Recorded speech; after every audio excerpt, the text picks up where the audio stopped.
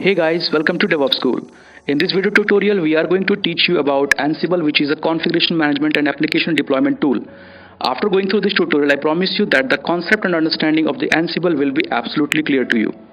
Ansible series is divided into multiple parts. Therefore, subscribe to the channel and follow the playlist for complete understanding.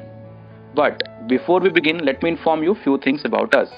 DevOps School is one of the leading platforms which offers DevOps, cloud and containers technology training and certification programs for freshers and established professionals who wish to update and consolidate their skills in the dynamic IT scenario. We ensure that the training solutions are delivered by highly experienced domain experts with practical working experience in various verticals. You can join our all training programs globally through online platforms, and if you're looking for classroom workshop, then we have regular batches available in Hyderabad and Bangalore. Check out the dates and enroll with us for our upcoming batches. For more info, link and contact details are mentioned in the description below. Okay, so basically, I'm not using any PPT sort of it. The PPTs I'm having a lot of it, and you can access it at my portal later on to the time. Yeah. So we'll get into directly to the discussions and stuff like that. So this note I'm creating for you, so you don't have to create a note for yourself. I'm storing these notes in Ansible 2019. Visible alpha. Okay, so first question is, what is Ansible? Correct? What is Ansible? Right? And where does it fit in the SDLC's software development lifecycle? Where exactly? So we will discuss little bit of software development lifecycle, and then we'll move on to the Ansible front. So now let's understand the SDLC cycle. So now let's start with some scenarios based discussions. So we have one product, which is this is a product Alpha X, and this is one of the product which you guys are developing. In fact, I'm a part of your team. So basically, we got the manager also. So manager X. So he's supposed to develop a product which is Alpha X. Now Alpha X will be developed under the DevOps concept. And when I say DevOps, that means each commit which is done by developer should be eligible for the production release. I'm saying each commit. So that terminology is what we call it immediate release. Correct? So anytime you push the code, that should be going to the production, possibly candidate for the production. But DevOps also we talk about saving cost. Okay. We also talk about improving quality. And all these things is there as part of this Alpha X. So manager X is having lots of challenges. He's going to set up a team. He's going to help develop Alpha X under the DevOps concept. Should be having immediate release. The budget is very, very tight, and quality of the product is expected at the utmost quality. So all these things are there. Now, as a manager X, what he's going to start with, what he's going to do.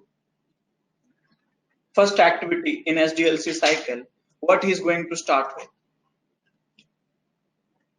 Very, very first activity. Before planning. So he's going to hire a team, right? Because manager is not going to plan anything. He's going to hire, coordinate, and all this stuff. So he has decided, okay, we will hire a team. Now, when the hiring comes, then you talk about the problems. Okay. Then here we have a planning. So for the planning, what we need to hire? Architect, right?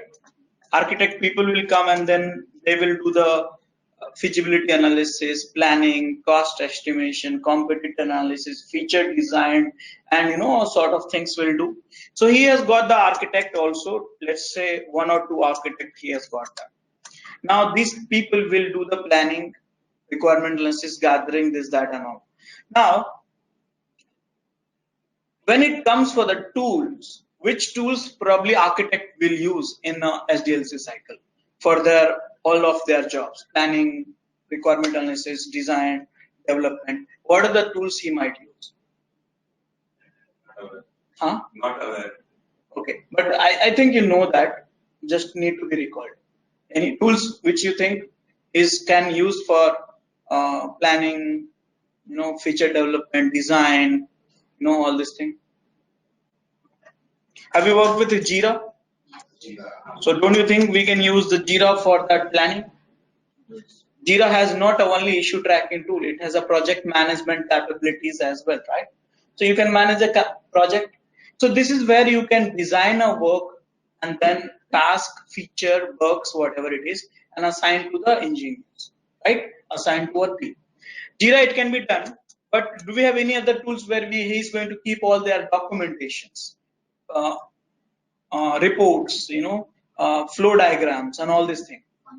Confluence, now you got it.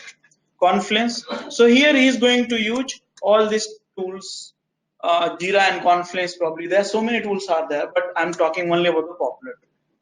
Okay, good. So now we got the architect team and he has started working on the planning, requirement analysis, this, that, and all kind of things. Now next problem will, once the planning is done, requirement analysis is done. And let me tell you here, planning is not done for the 6 months or 1 year. Planning is been done only for 10 days, 15 days. That we call it sprint planning and as part of the Agile. So we don't do the large releases now. We plan for the shorter releases. So let's do one thing. Let's develop one feature, release to the market, get a feedback, and then again develop another feature. So that's kind of strategy nowadays most of the organizations follow. So they're not going to have a 2 years, 3 years of software development life cycle. So now that is how it happens. So now next thing, after the planning, what are you going to do? Executions, yes. As part of the executions. So development will start, correct? Development will start as well as parallelly infrastructure need to be created. Yep. So let's talk about the development. So now here, Manager X has hired 10 engineers, 10 dev.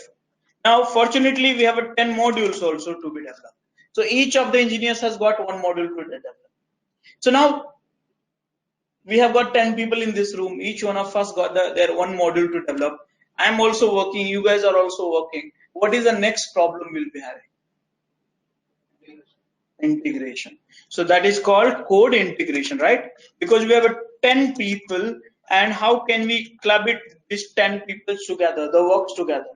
So how can we integrate the code, right? So now what tools here probably will help you? GitLab, right? Git, SVN, Workforce, TFS, VSS, ClearCase, whatever you can use. But right now, I think you guys are using GitLab. It's a wonderful tool. So code integration is being done by Git. Now Git will give you what? Who has modified? What was modified? When it was modified? Where the code is and why that modification has happened over the code, over the period of time, right? Correct? This 5 information you get it in the Git. That's called version in a simple way. Good. So now we got the code integration done. What is the next problem you'll be having in your project? Deployments is very far now. We have got only code before testing.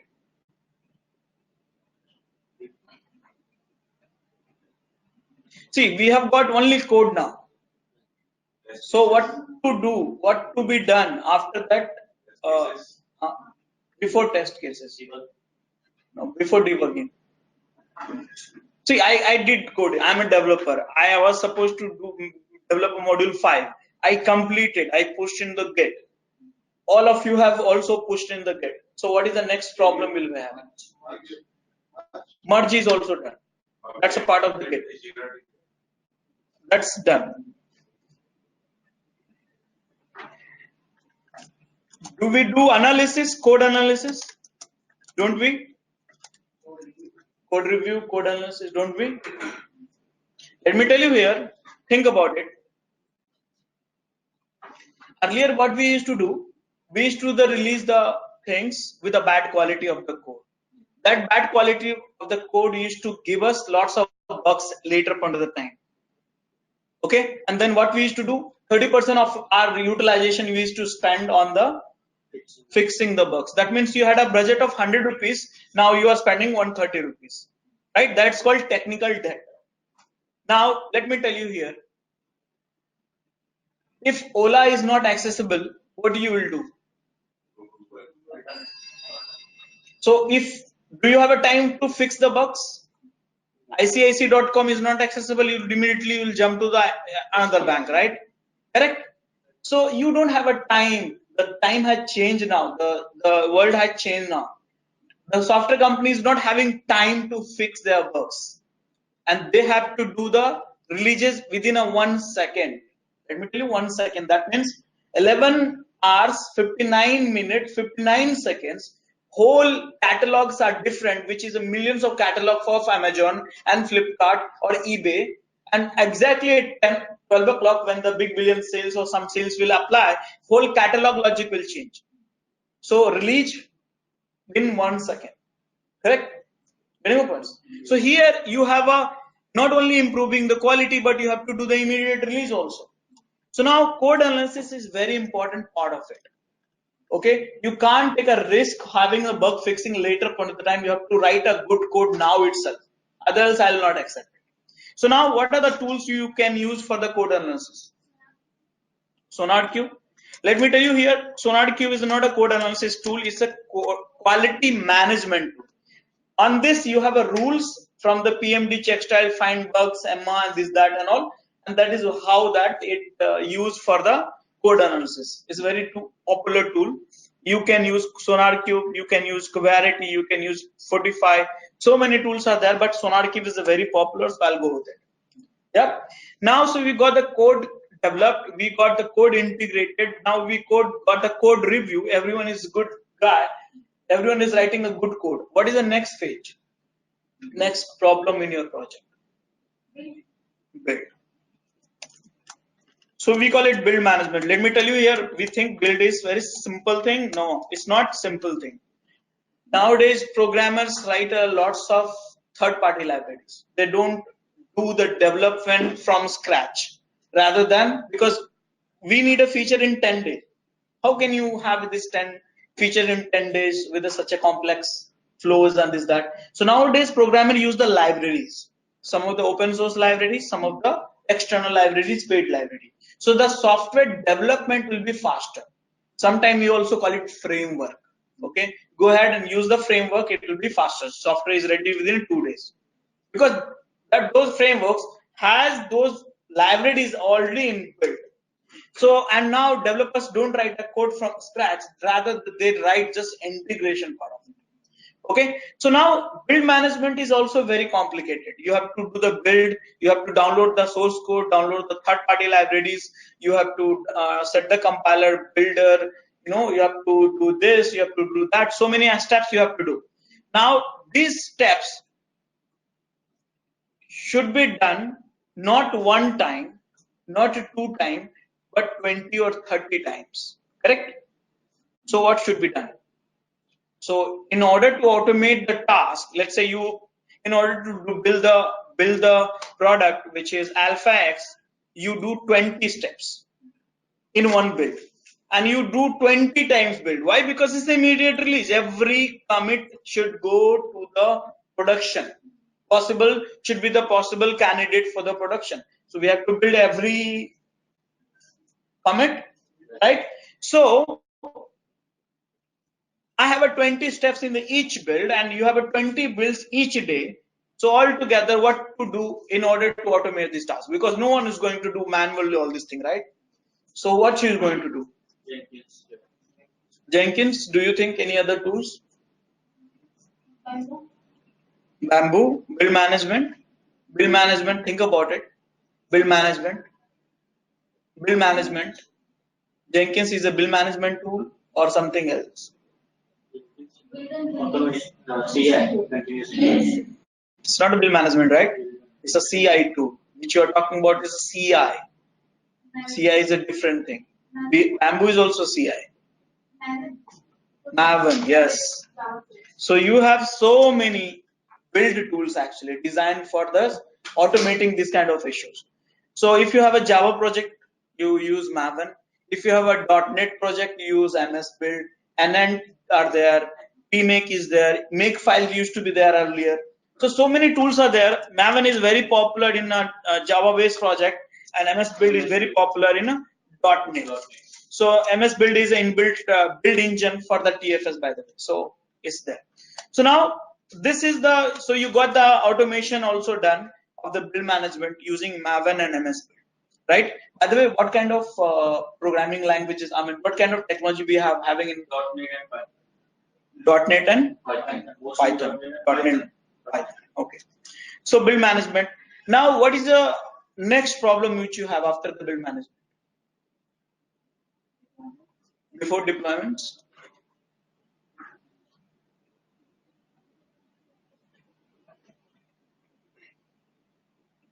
So you got the C. I had a 10,000 of .NET source code. Now you compile it. So what you get? Object file, SO files, right? All the DLL files you get it, right? So what to do now? Python also is there, right? So Python is an interpreted language, so you don't need to compile it. It's a runtime, correct? So, but .NET need to be compiled, right? So after the build management, what need to be done?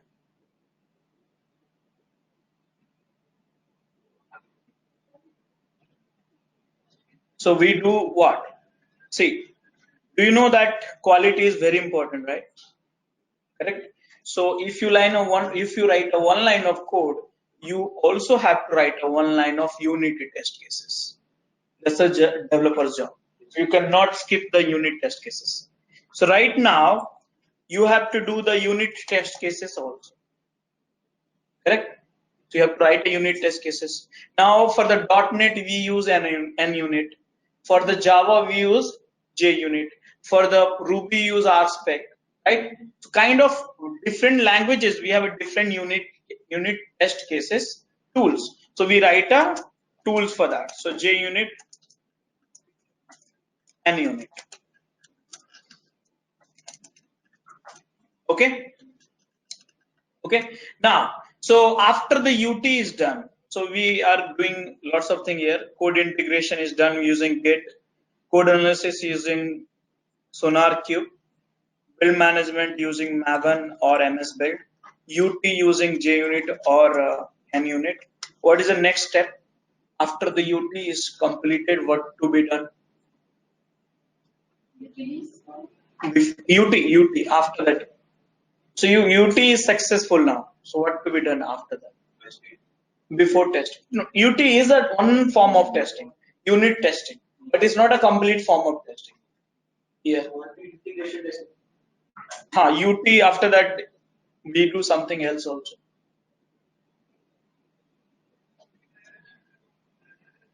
Have you not done the packaging? Packaging. See, you have 10,000 of object and DLLs. I'll give you to 10,000 of DLL to test it. Will you accept it? Will you accept it? What do you need?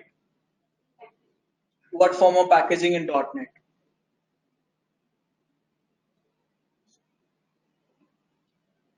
We create a packaging also, right? So in your project, what kind of packaging which you use?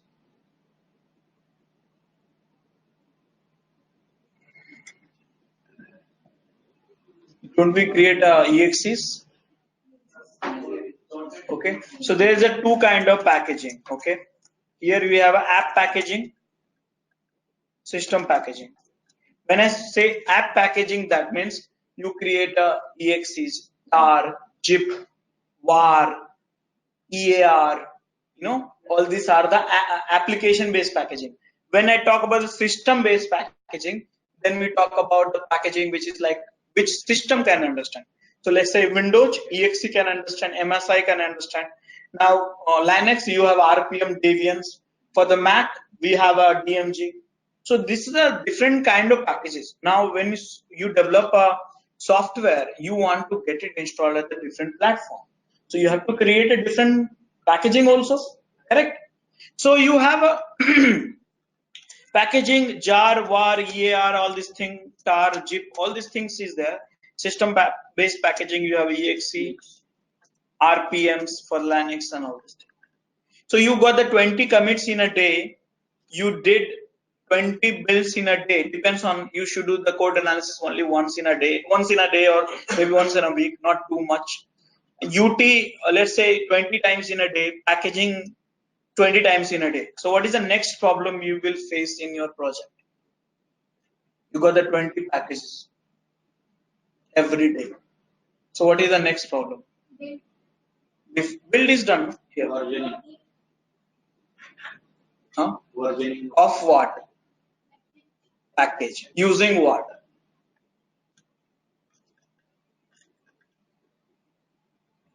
You are using that tool. I know that.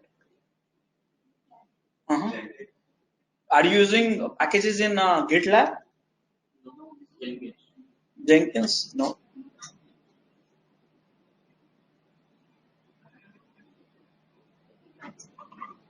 I think you are using.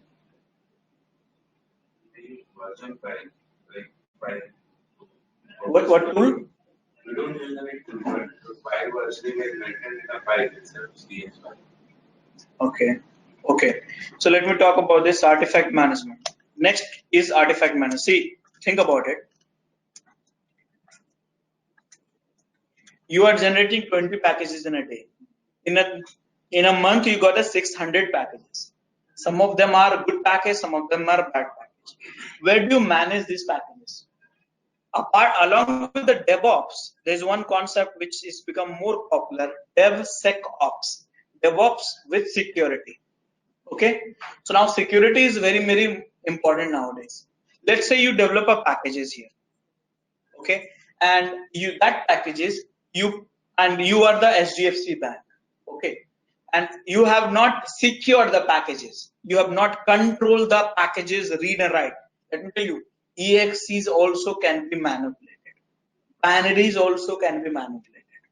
And if you have not secured that package, someone in your team or maybe someone hacked your infrastructure from outside and manipulate the DXE, and that DXE you deploy to the production server, how many times, how many people it will impact, you understand that. So everyone should be able to have a read access, but only few people should be able to write access. So how can you control that? We call it artifact management. As we say, artifact versioning also we can say. So how can we do that? Have you used NuGet? Yes. What is a NuGet? Have you used Artifactory? No. Nexus? Sonatype Nexus? No. So I think you guys are using NuGet. Maybe sometime also you are using Chocolatey or something.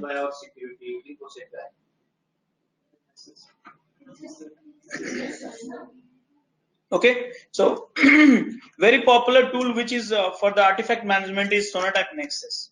Okay, then Sonatype Nexus. Then we have a second Artifactory from JFrog, and third one which is a NuGet from Microsoft. Correct. So Chocolatey is also there for the .NET guys also. So NuGet is inbuilt within the TFS engine, by the way. You can set up your own NuGet galleries also. So you are using NuGet. So see how you are evolving. Code integration done, code analysis done, build management done, UT done, packaging done, artifact management done. Now what next? This is where we are doing the deployment.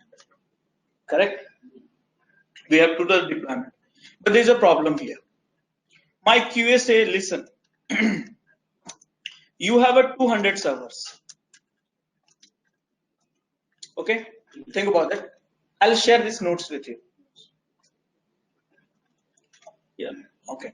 So we have a 200 servers. Now, out of 200 servers, 100 in Linux, 100 in Windows. Should I make it Mac also? I'll leave it as of now. Okay. So you have got 100 Linux server, 100 Windows server. Now, complexity is not as only this one. QA want to deploy 50 with MySQL, 50 with MS SQL, 50 with Oracle, 50 with Postgres.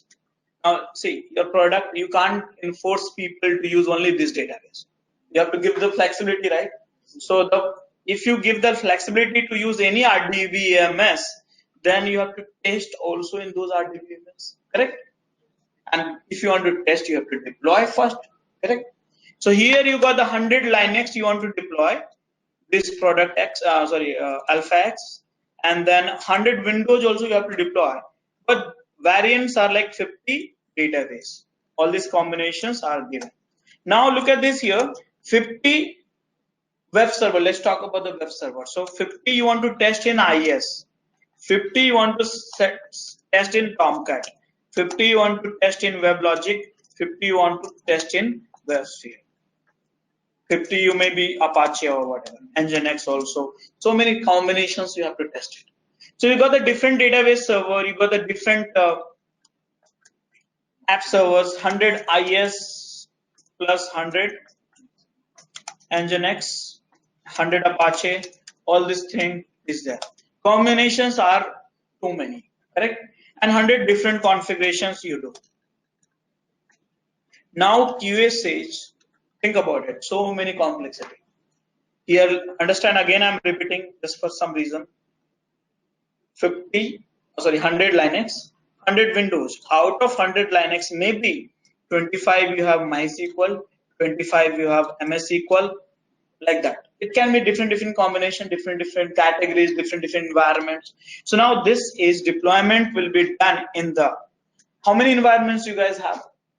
4. 4, tell me. Dev, QA, staging, and production.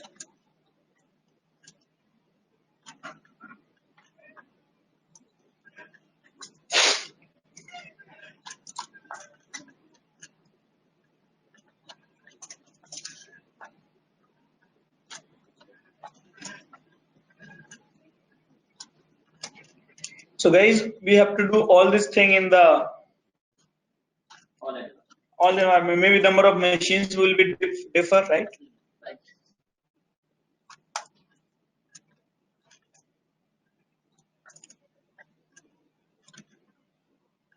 Now you tell me. This is a things, okay? And you know one thing, here we are having the immediate release concept. So what to do? Your whole deployment, see here, what I'm trying to tell you. If one deployment on an average takes 9 minutes, your 200 deployments should take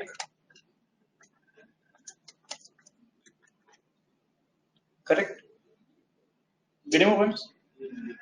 Of course, right? We need this one. We can't say 200 is to 9 minutes, No. right? So parallel, right? It's a good word, parallel.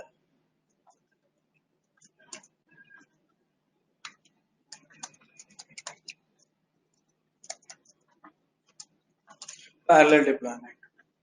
How?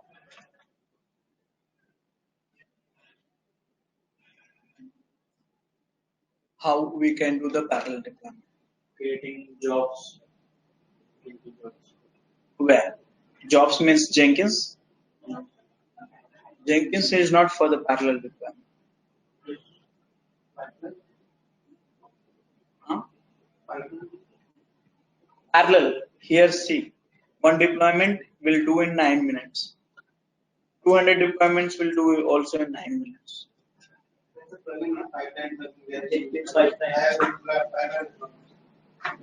Pipeline plugin is not for the parallel deployment.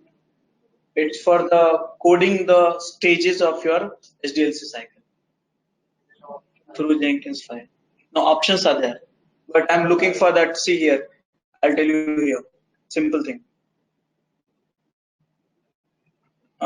Where I was. See here, build management. Why you use Maven and MS Build only? Why can't we use Java, C++? Saving time. saving time, improving the productivity, and improving the quality. Okay. So here UT also we can do manually also. Why we use JUnit? We use some tools for save time and improve the efficiencies. Yes. So as you are saying, probably you can do all this jugaad and all, and you can make it parallel. But that tool is not designed for the parallel deployment. Okay. So which tool we are going to use for the parallel deployment?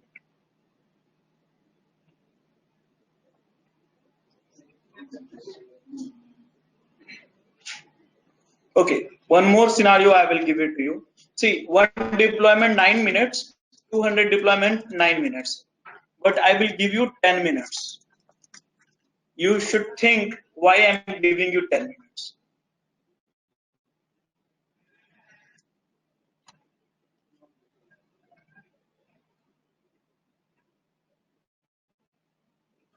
Why I'm giving you 10 minutes?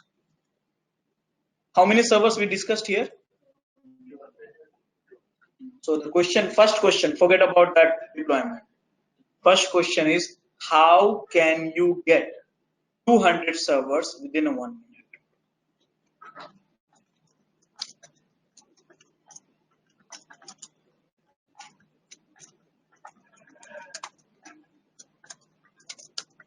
How can we get containers?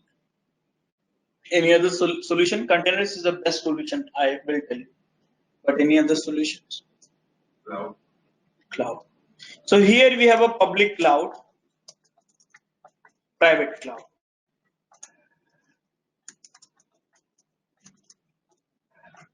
Public cloud, which is like AWS, Azure. Which one you are using, by the way? AWS. GC. Private cloud, we use OpenStack and kind of things, or VMware, vSphere. Correct. So these places you can get 200 machines immediately. But if you want to deploy in the existing server, then probably this is a good solution. But every time, now I will say here, how can you get a 200 server in 1 minute? That's okay. These are the servers. Now, how can you deploy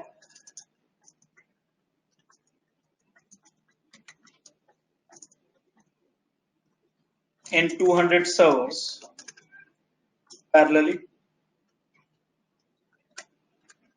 How can you deploy? So we have a tools. I will start with the 1, 2, 3, 4. Very popular tool is Puppet. Have you heard about it? Yes. Second tool, Puppet from the Puppet Lab.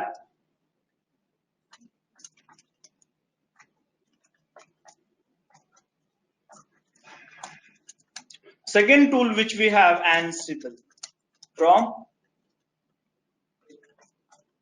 Third tool we have a Chef from Chef. Fourth tool we have Salt, which I don't know from. And now this is where you need to write using programming. So if you want to do the little bit of programming, these 4 tools will help you.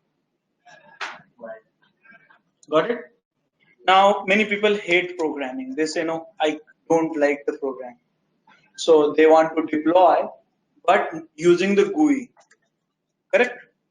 So for that, 2 tools I can tell you. You deploy from IBM and Octopus deploy. Got it?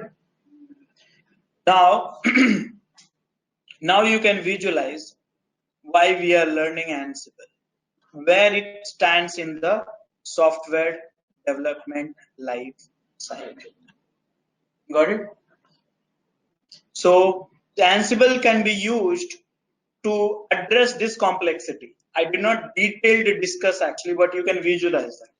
So many servers, different flavors, different software to be installed, different environments, dev, QA, staging, prod. Correct?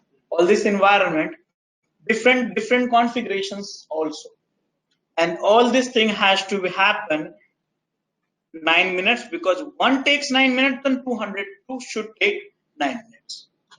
1 minute I have given it to for getting the servers, and then how to deploy in 200 servers. These are the tool sets, out of which using programming Ansible is one. Okay. I have one question. How it reduces the time? Because as the server list increases, time also increases. Parallel. Yeah, in a parallel manner, but time it will take on one server. The Ansible script will take time if there are 10 servers or there are one server. The time difference will increase now in that case.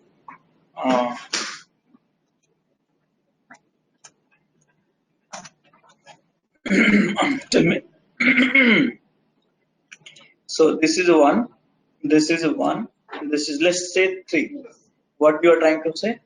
In Ansible host, if I mention only one host, then and will deploy on one host only, then it will take one time. If there are 2 or 3 or let's suppose 10 servers, then definitely there are some time difference between when I deploy it on one server and on 10 servers. Okay. The same thing. That's a good question actually. So let me not answer now, because if I answer now, you get little bit incomplete answer. So it's a part of this things. Okay, you will get it. But be mindful about it. This questions is, the answer is hidden in one variable, which is called fork. Okay. Okay. So when we discuss, you can just remind me during the fork. Yeah. One more question I have. Which of these tools is best? Yes. This is the actually very difficult question. So Ola is better or Uber is better? So, you decide. ICICI is better or HDFC is better? Correct. Now here same goes with the Puppet, Ansible, Chef. At least these 3. I don't know about Salt. So you work on all these things? Yes.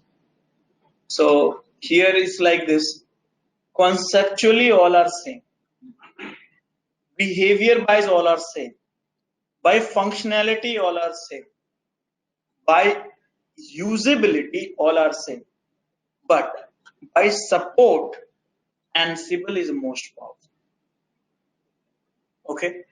By support, Ansible is more powerful. There is a reason for that. And reason is very simple. We all are moving towards the Linux. And because of Red Hat, Linux, and Ansible, and SSH, which is very strongly in line, so it's very powerful. Now you guys are Windows. You have Windows in deployment, right? No Linux or Linux? You have Linux. So if you have a Linux also, then Puppet is better than Ansible. I'm not saying best, little bit better. Why? Because Ansible also supports Windows. Puppet also supports Windows and Linux.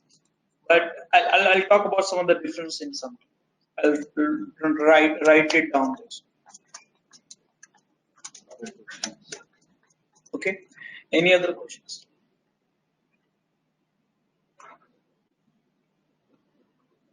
Okay. So guys, now you understand what you are going to do in SDLC cycle. You are going to automate the things. Okay. Now, here one more thing I would like to add it.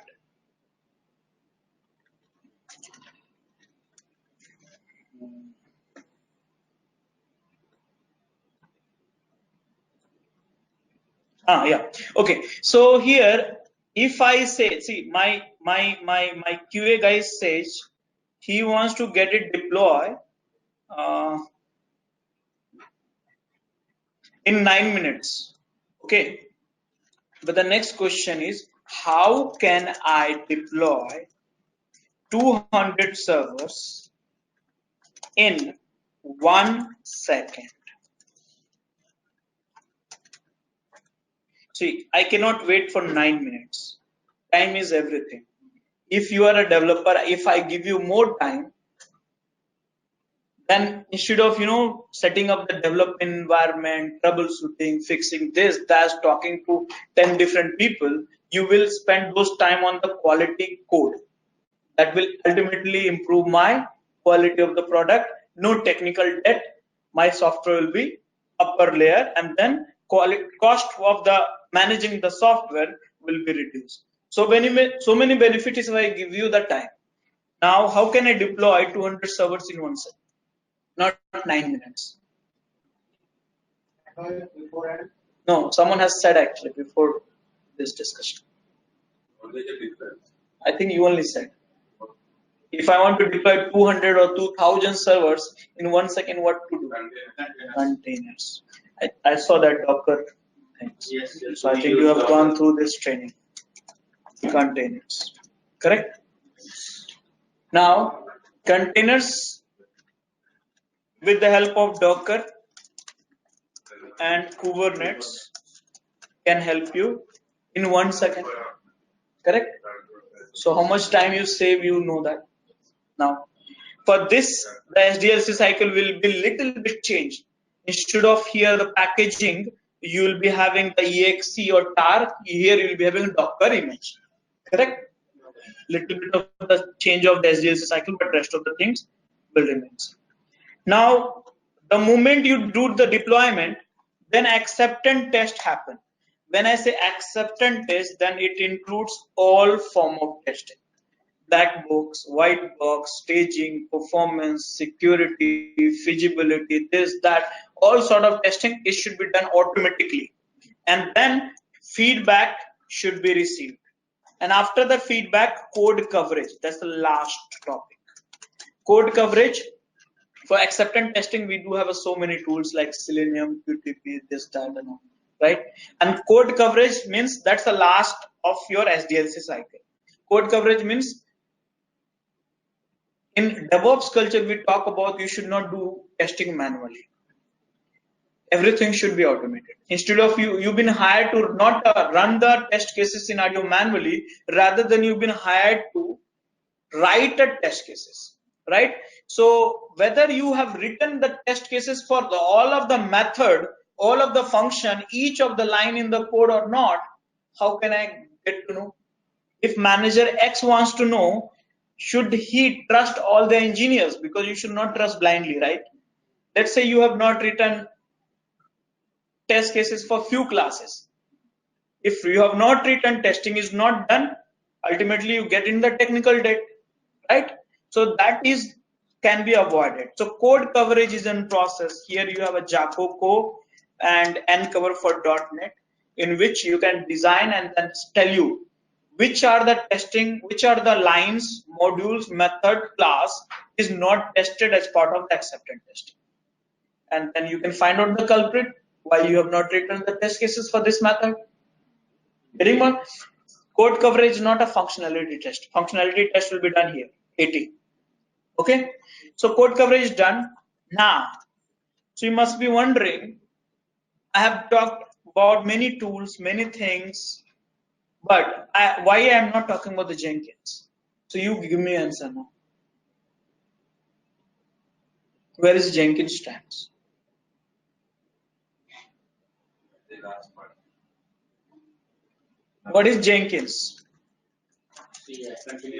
CI. What is the meaning of CI? More elaboration. Continuous integration. Continuous integration with what? From starting to end. Yes.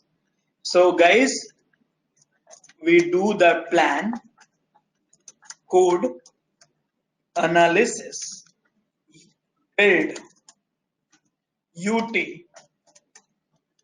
package, deploy to repo. Repo means NuGet and all. Okay, deploy to QA server. 80 CC. Now we have for here to here, you have used so many tools. Yes. Now Jenkins can integrate with all these tools and bring you at everyone at one platform. So that's the reason some of you guys have sensed that actually I can do everything through Jenkins, but Jenkins is one of the dumbest tool which was designed ever. Jenkins by own is not doing anything. For Jenkins, it will talk Jira. Jenkins will talk to the code to do rest of the things. Jenkins it will talk to SonarQube, build this, that, and everything. So from the front end, it will look like Jenkins is doing everything. Okay, it will talk to Ansible. So from the front end, it will look like everything will be done by Jenkins, but Jenkins is not at all doing anything.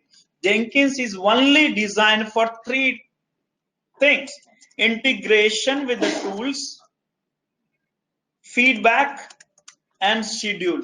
SCHEDUL. That's all. Make sense? So now Jenkins is a CI tool because of it has a capability to continuously integrate with every tools. It can give you the feedback in form of, I think, pipeline you have used, emails, chat, schedule. You can schedule 5-6 different method which is been given. Some of you might have, I think you have used, so you know that triggers and all. Yeah. So like this we have used. So now you got to know where the Ansible is being used and what exactly we are trying to solve. Is that clear? Okay. Any questions?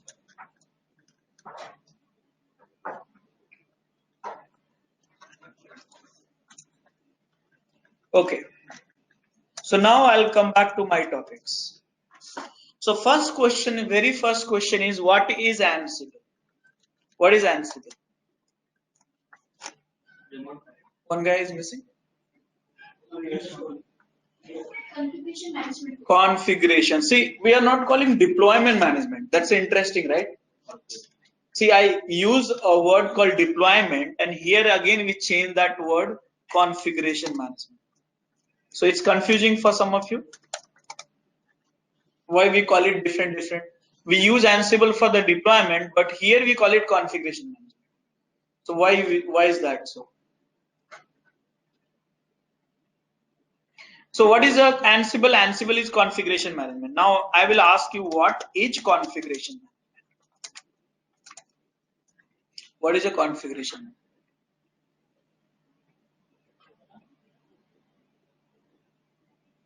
Depends on the platform.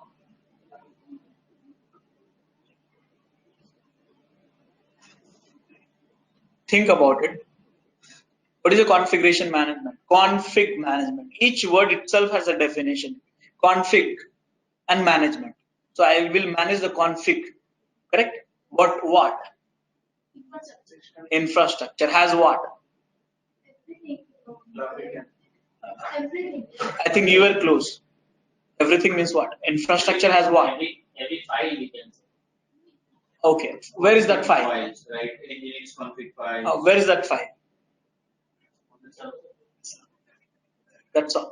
So basically, see here, configuration management is a very broad word. It can be AC configuration management, room configuration management, database configuration management, Git configuration management. So it is a very broad word. Here, when you say configuration management, and whenever you talk about the Ansible, Puppet, Salt, and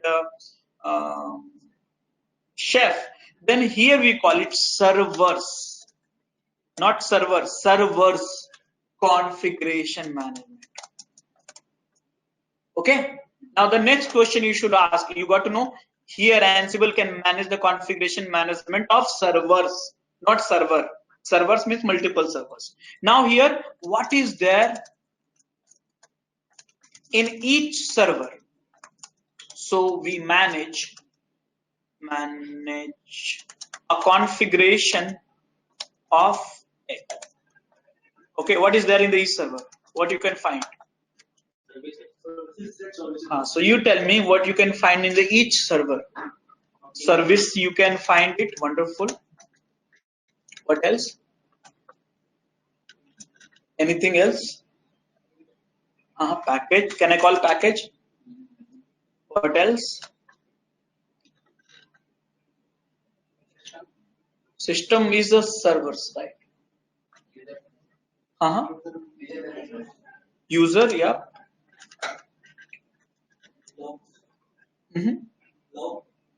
Log, yep, logs. Can I make it log? Where exactly it's there? Log, it's in file, right? So can I make it file only? Yeah. Tell me more. Resources. What resources? CPU, RAM, graphics, they are one part.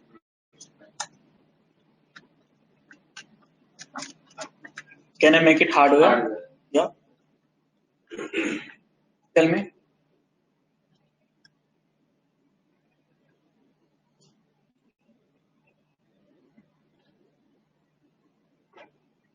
Okay, so in a simple word, anything which you can find in the server or any machine, any laptop, that configuration of those components can be managed by Ansible at the large scale.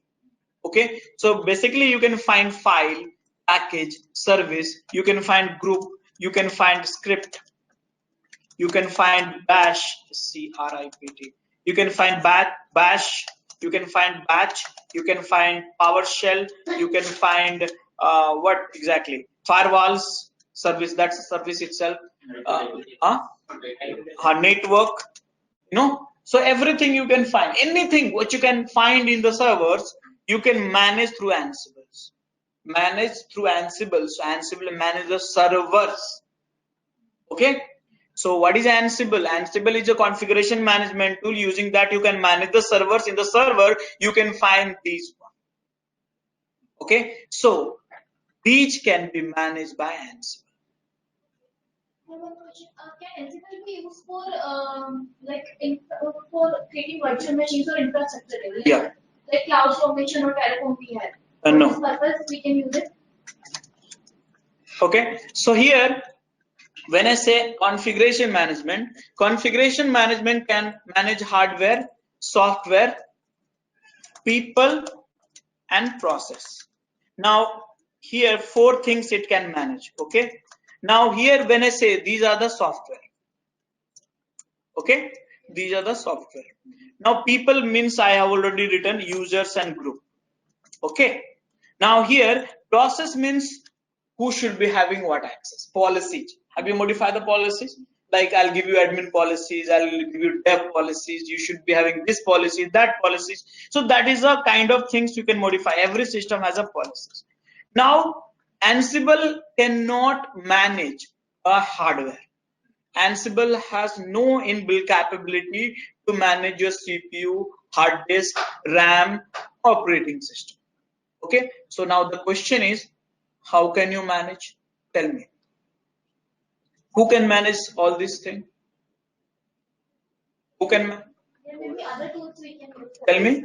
Terraform is one. No. Cloud formation. No. For AWS. I'm saying hardware management. Forget about, you're talking about software management. Who can manage the hardware? You guys are not using hypervisor now? Yes, hypervisor. Who can manage hypervisor? Probably you might have been used VMware, vSphere, VirtualBox, Hyper-V. Config file, so we can integrate Ansible with that. That's what I'm coming back to that. So basically, Ansible cannot manage your hardware. Which hypervisor can manage your hardware? So basically, in order to manage your hardware, Ansible will talk a software which is become a hardware, hypervisor. So hypervisor, understand that software Ansible can manage, which in case here hypervisor and hypervisor, and hypervisor has a capability to manage the hardware. So indirectly you can manage everything. Make sense? Yes. Okay, so like that. So here, yes, you can do hardware, software, people, and process, and this is where you can help Ansible to do at the server's level. Okay, now this is good. Now next question is so what is Ansible, all this thing. Yeah, now next question is why Ansible? Why you have to give the reason to your team after this training why you should use the Ansible. One of the things already I did talk about it, deployment in servers, remember, correct? with multiple configuration at one time. That's already discussed. So much of time is spent, right? But there's so many other reasons are also. Okay, why Ansible? So first thing, all this thing deployment and all you can do through the Java programs also, C++ program also, .NET program also. But will you do that? Why? Why you will not do that? If I ask you, okay, forget about Ansible. If I ask you, go ahead and write a deployment scripts. So deployment means parallel deployment scripts. So deployment scripts can be written in Java also, .NET also, C also, Python also, Perl also. But which language you will select, you tell me. If I ask you to do that, which language you will select? Obvious, this is normal things. Which I go ahead and write a deployment. Which we are regularly using, which I know. Wow, what is that? Bash. Bash. What do you use? The one legacy code is what? Batch script. In Windows, PowerShell script you will use because you use day and night that Windows or Linux, right? But let me tell you, PowerShell will work in the Linux. Bash will work in the Windows. So we need a cross-platform. Now this is out of sync. We need a cross-platform. So now what next? Huh? What is the next tool? This is out. Bash and batch is out. PowerShell is out. What is the next tool? I think Python. Python you can use, right? Now Python, if I ask you to become a programmer, write a deployment. You are a newbie in the Python. And I'll ask you by end of the day, I should be having a deployment script ready. Will that be possible? You are knowing nothing about Python. End of the day, you should be having the deployment script ready. Will it be possible? Why? Because Python, Java, Perl, Ruby, these are the programming languages designed for the writing the application, large application. It's not designed for the writing deployment. So you can do that, but for that you have to spend 15 days of time frame learning. And then once you learn, and then you can write the programs, no problem, you can write any kind of programs. But we are in a DevOps culture. It's a fast culture. We don't have a time for everything. So we need a one programming language which is called DSL. DSL means domain specific language. Domain specific language means I need a language which was designed for particular problems. Okay, like a Maven. Maven is written in Java, but it's designed for the build automation. Make sense? So we need a tools or programming language which is easy to write, learn, test, debug, and share. Share means I written a code, I give it to you. You are not going to spend again 15 days. Immediately you will come to know, okay, you are doing this one, I got it. Sharing, because we share the code with each of our peers, so it will be there. So we need a tool which is easy to write, learn, test, debug, and share. And also it's a cross-platform, and then also it should be having ability to deploy in the servers, multiple servers.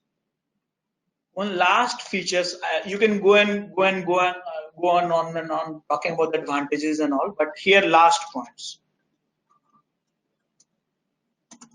Idiomapotent. So we have to discuss this. This is the most powerful functionality what we have in the tools like Ansible, Puppet, and Chef. Salt also, but I don't know sure. Okay. So what is idiomapotent? Let's understand. Idiomapotent is basically a functionality or features which detect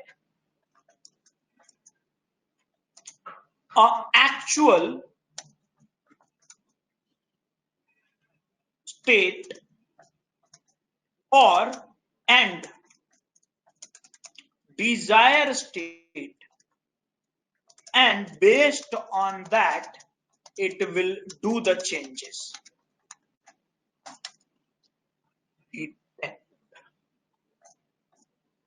Okay, so did you understand that? Actual state and desired state.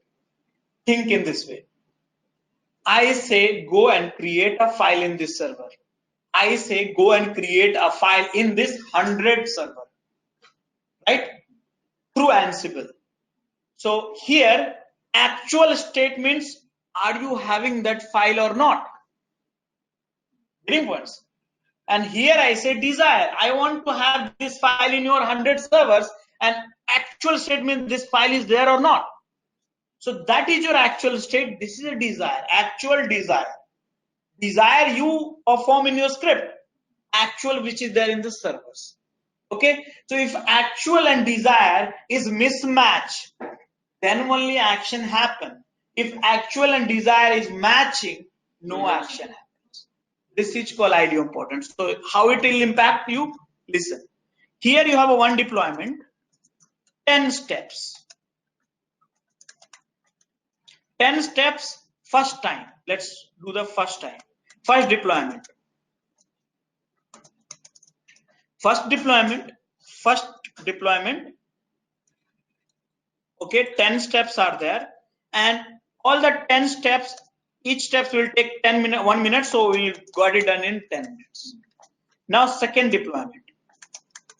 You have desire changed only in the, I'll just remove this, is confusion.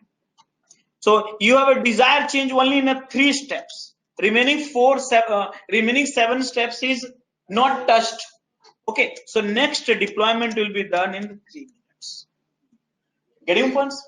This is called idiom. So here you save the 7 minutes. Correct?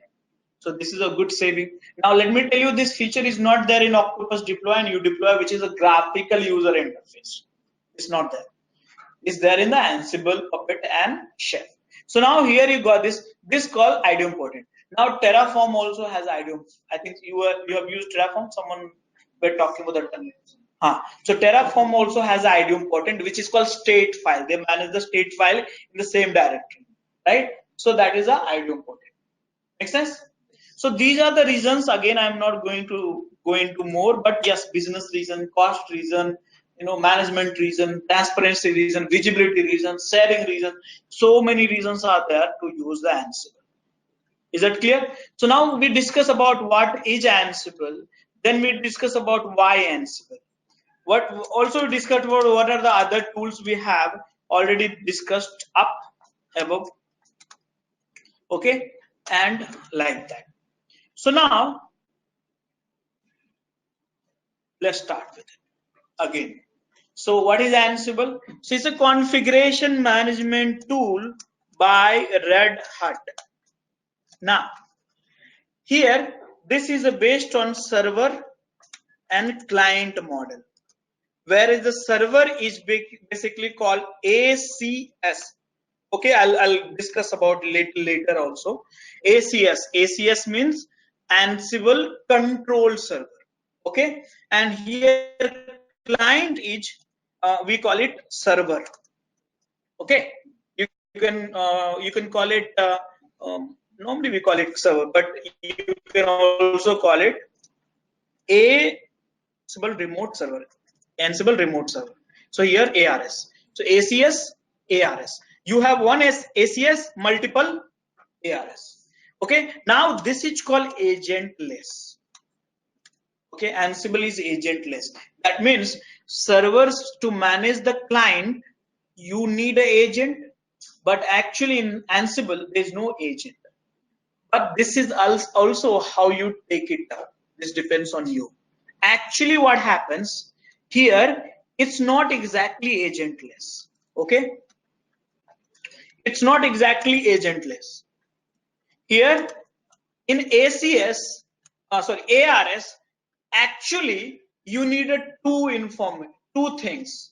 One is Python and you need SSH or WinRM. Okay. But nowadays all the Linux flavors which is coming with the Python and SSH by default. So people say, okay, it's agentless. So it's become agentless because you don't have to install something separately.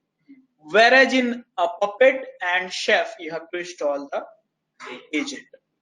Now this year Puppet has released agentless also. So you have to look into that also specs. Okay, so this is agentless. Now this is a DSL domain specific language of Python. So this Ansible is written in Python. Okay, that is how it is needed. So we discuss about, yes, it's a configuration management tool. It has a server and client model. It's agentless and DSL of Python. Okay. Now it supports two protocol, SSH and WinRM. SSH for the all the Linux and Mac, WinRM for the Windows. Can we use username and password for SSH connection in Linux? SSH, why can't you use it? No, But you might have been giving user ID and password, right? I just want to know that. Yeah, we can use it. So like that. Make sense? Okay. Now we'll get into the Puppet. So before, Ansible. So roles in Ansible. Now question is what you want to play in. Ansible is large. Okay. Ansible is large. What kind of play you want to do? I mean, what kind of roles you want to perform in the Ansible? So there's a developer role, developers, and there's an admin role. If the organization and project is small, both the roles, developer and admin, will be performed by single person. But if large, then separate. Now, developers means who writes a program in Ansible. Admin means who writes who apply programs in servers.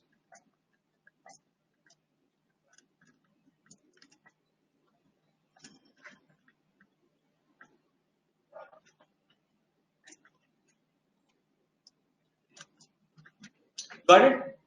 So we'll become a programmer first, developer first, and then we'll become. Okay. Now next question is, how can we become a programmer? So are we having any developers here? But at least we might have done some programming in our college time, right? Or maybe previous organization. So if you want to become a programmer, what do you do? If you want to become a Java programmer, or let's say C++ programmer, learn that program. First thing, just remember the college time, what we used to do. Very first thing, did you learn the Java first or something else you did? C. Before learning C, what you did? Something you did? Did you install something? Yes. C compiler, GCC or something, right? So let's say if you want to become a programmer first, you have to install JDK or GCC, right? After that we install, then we write a .java program or .cpp program. After that we compile this Java program and it become a .class file. Here in C++ we got an object file. Then after that we got a class file is get converted into .jar file. In C++ we create a exe in an object file, right? So here a DLL file. Now after the jar file we create a var file, and the var file we give it to the admin. Correct? This is something in the .NET you create a exe file and give it to the admin to deploy. See here, admin would deploy programs, apply programs. Correct. So in Ansible also something we have to do. In order to become a programmer, you have to write Ansible. You have to install Ansible. Okay. After that, you have to write a playbook.yaml file. This is called playbook. Okay. Playbook. Then this playbook, because Python is an interpreted language, right? So you don't have to compile just like a Java and .NET. So that dot class I will just skip it. But jar has to be created. Jar means what? Packaging multiple class file together. So when you call jar, which files get called? Do you remember? Or forget about that. If you call the this SO file, which particular object files get called in .NET in C++? Do you remember? Main program. Main program means what? The file which has a public static void main. See, in a one jar file, you have hundreds of programs. But if you call the jar, first program you will call which has a public static void main, right? So that's a method. Something similar we have here also. So we got the playbook, but playbook we have to keep it in a not one playbook, multiple playbooks we need it. So we're going to keep it in the roles, and roles we are going to give it to admin, and admin will apply the programs to servers. Now the question is how to write a playbooks and how to create a roles. I'm going to teach you, and applying things and all kind of things. Make sense? So this is something you can become a programmer by working with the playbook and roles. So now Role is the entry point. role is The entry point from where it starts 0. no entry point is here. No Ansible. Ansible you will write in Ansible. Ansible is a tool, Correct. and after that you write a playbook. Correct. Playbook you packaged multiple playbooks packaged in the roles, and roles you give it to the admin. Roles is a kind of package. It's not entry point, it's the last one. It's like a var file you give it to the admin, right? Var Compare with the main function where in C and C++ or in any language. Right. Start from the main function, right? That is the entry point. entry okay. Entry point means you should ask me which is the main method, Main method. right? This main method will be in the roles will be having tens of playbook. In tens of playbook, one playbook will be having main method. So same concept. Now this playbook you'll write, but we will write with multiple. I'll teach you. I'm just correlating. Exactly, it's not as a same. Okay. So how to become a programmer? This is the way you have to become a programmer. So now first let's install Ansible, then write playbook. This is where we are going to spend most of our time, and then roles and admin. So where does it fit in SDLC cycle? I think it's explained. Do we have any other questions before talking about Ansible versus Puppet?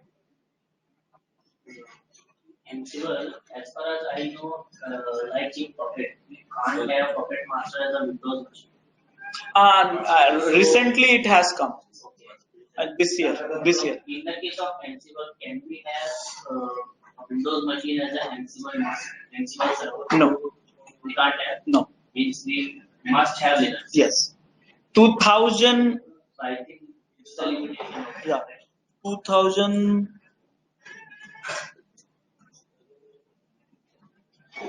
This year only Puppet has introduced. It can be in Windows, but the server version is I think 2018, I guess. And most of you are not on 18. So in Ansible, we can't use a Windows server as a Ansible server. And like in chef, we have chef server there for console and for route. In Ansible, we have Ansible Tower, and other than Ansible Tower, it is paid now. We have.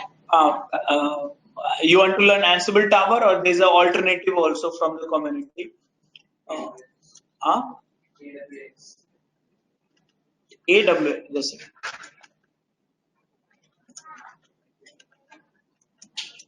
Which is open source product, AWS, this one.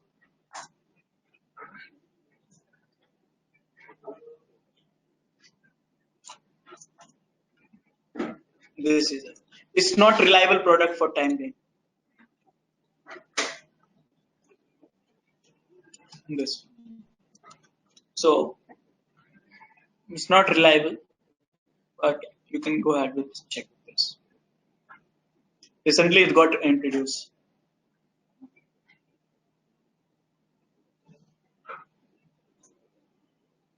Okay. Okay, so I'll teach you Ansible Tower as part of this course. Any other questions?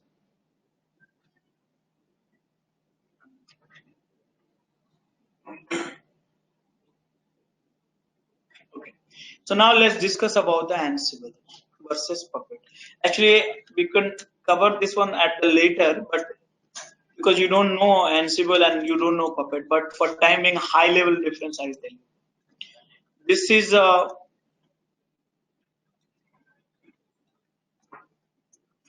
Puppet is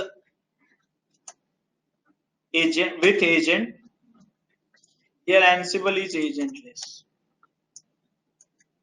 This is TCP. So server Puppet server talk to the servers using the TCP protocol.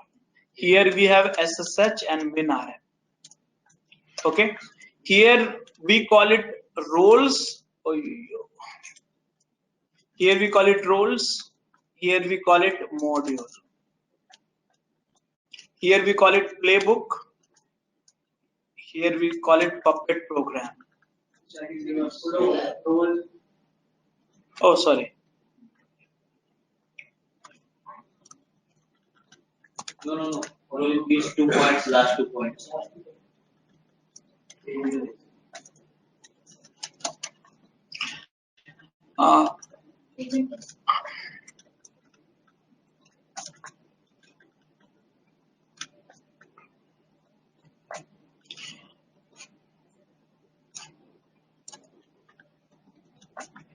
Okay, so here this is agentless with agent. SSH WinRM is a protocol in which they communicate with the servers. This is the TCP. Here we call it roles. Here we call it module. Here we call it playbook. Here we call it PP Puppet program. Manifest and playbooks are same. Yeah, so Puppet program is also called manifest when it get converted into the module. Okay. Now this is YAML is stored in the YAML. This Puppet program is a DSL of Ruby. Okay. DSL means domain specific language of Ruby. This is in YAML, playbook in YAML. Now, apart from the terminologies, lots of difference are there. I'm thinking, what should I give it to you? Huh.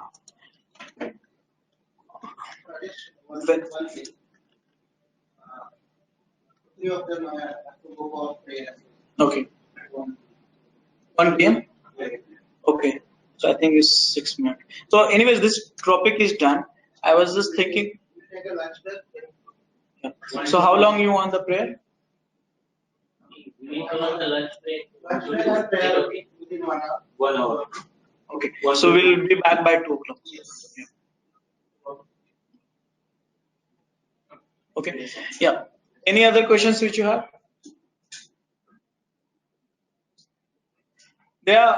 It's a power. Ansible is very powerful with Linux. Okay. And this is with Linux plus Windows.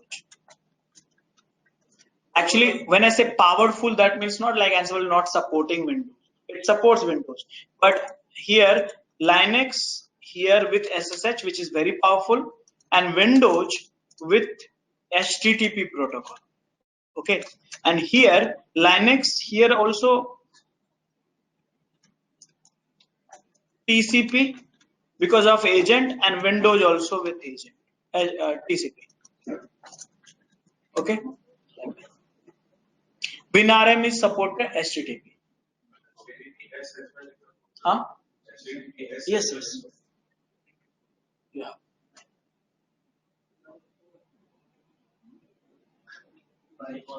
Huh? VRM is the distributed. And nowadays it's coming by default. 2010 onwards is coming default. Earlier it used not to come. So you have to install manually and enable it. Nowadays all the operating system WinRM come back. Both are same. Both are same. Terminology changes, that's all. And one more thing which you can say, because Ansible with the Python, okay, as a Ruby. So now you check that what kind of project you have. So let's say if you have a Ruby, it's always good to go with the Puppet. If you have a part of it Python, then it's always good to go with Ansible. So these are the things. Apart from that, both the things will do the same work. It will reach you to the destination. Any other questions? Okay, so now next question is this one. How to become an Ansible programmer? Basically, how to install Ansible, how to write a playbook, how to write the rules. This is where we'll spend time. And it's damn easy, don't worry. End of the day, you'll be able to write a program. Okay. Okay, so let's have a break now. And then let's be back by what time? 2 o'clock? 2 o'clock. 2 o'clock. And guys, we have to extend some time also. So I'm thinking like, should we extend 30 minutes, 30 minutes, 30 minutes every day, or one day or something like that? Which one will We can extend today and tomorrow. We can use. Sunday, we can extend the date as well. We are there in office. So let's do one thing. Tomorrow can we extend a little bit further? Today and tomorrow we can extend. Today and tomorrow. Okay. So today we'll do the half an hour, and tomorrow we'll do 1 hour. Will that be okay? And Sunday we'll leave out on time. Right. Yeah. Because I could have extended today, but I'm continually traveling. So probably it will be good for me to go and rest and then give the energy tomorrow. That works. So about the setup which you mentioned, VMs. do you specifically with CentOS or we have to do as well? Anything. Ubuntu also will work. And how many set of One person, each one of you will have 2 Linux, 1 Windows. Yeah. If you use common one, then you will disturb each other, so it will be too much of troubleshooting time, debugging time. Because you will do something, she will do something, he will do something else. specifically server for an individual? Right. Most server. The configuration is mentioned there. Yeah. What is the configuration?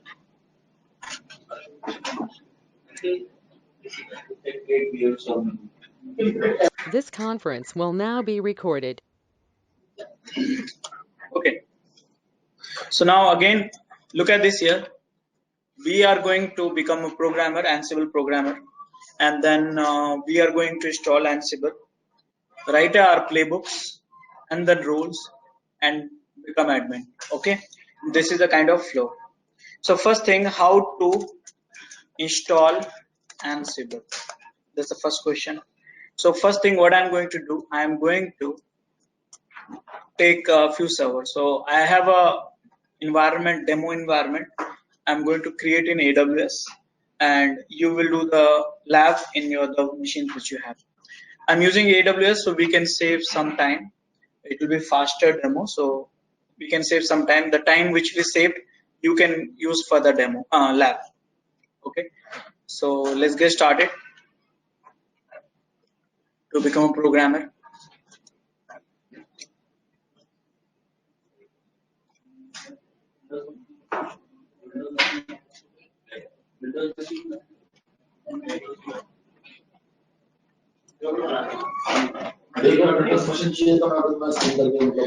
No, let's first look at the demo.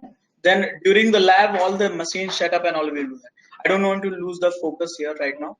So let's understand the things correctly, and then we'll do that.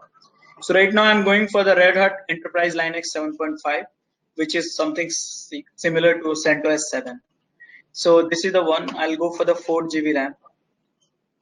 One machine is okay. Any machine which you need. Any Linux first. Okay. So I got the machines now. And this is my machine. So here, this is my machine, which is called ACS. Okay. Now, how to install Ansible? So I'll give you the steps for that to installing Ansible.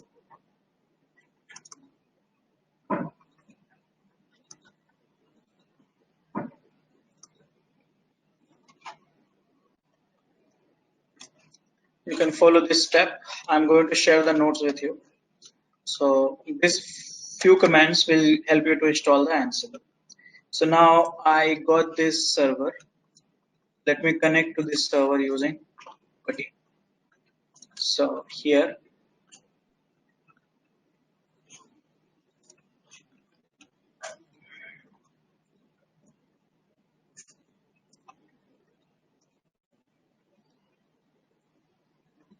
yes.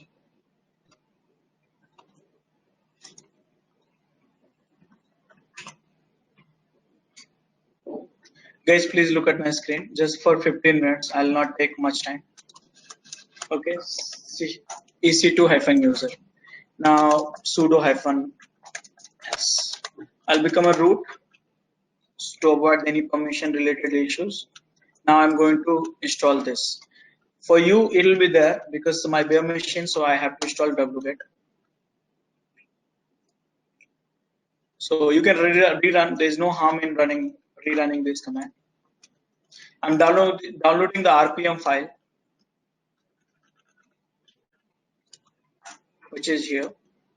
Now after that, I'm going to install that RPM file. It's here. Now update. Should I do the update or not? So I will skip it. You should do that because I know that 7.5 mostly all these things are update. So I'm going to skip it because I'm going to lose 10 minutes and I don't want you to look at my screen 10 minutes continuously without something. So I'm going to directly jump to this command, install Ansible. Step number 1, it's failing. Now it's being passed. And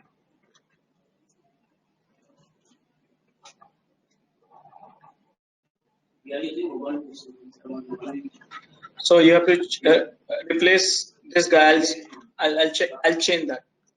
I'll write this Ubuntu statements also. So just give me things. Then few commands will change. Everything will remain same. So just be with us. Now, so Ansible got installed. You can check that Ansible here and Ansible -version. It's 2.7.8, which is good. So now everything is done. This is the way you can install Ansible. Got it? So first activities I completed. Now we have to start writing YAML file. But should we move on to the writing YAML file? I would say no. Something which you should do with a reason. Why should I write a YAML file? Before that, we should be having reason for it, and that reason is not still there. So now, what do you do? We will play Ansible using ad hoc commands. When I say ad hoc commands, that means commands. Let me tell you here, YAML is the end goal. Before that, you should play ad hoc commands. Why ad hoc commands? Because commands can do wonder. Forget about the YAML file, playbook. Okay, using few commands also you can do wonder things. Okay, so we have to do using commands. So first thing, let's create a scenario using ad hoc command. Ansible ad hoc commands managing one machine, one server. Okay, now next scenario is using Ansible ad hoc command managing multiple servers. Okay, now this is the one. So now using Ansible playbook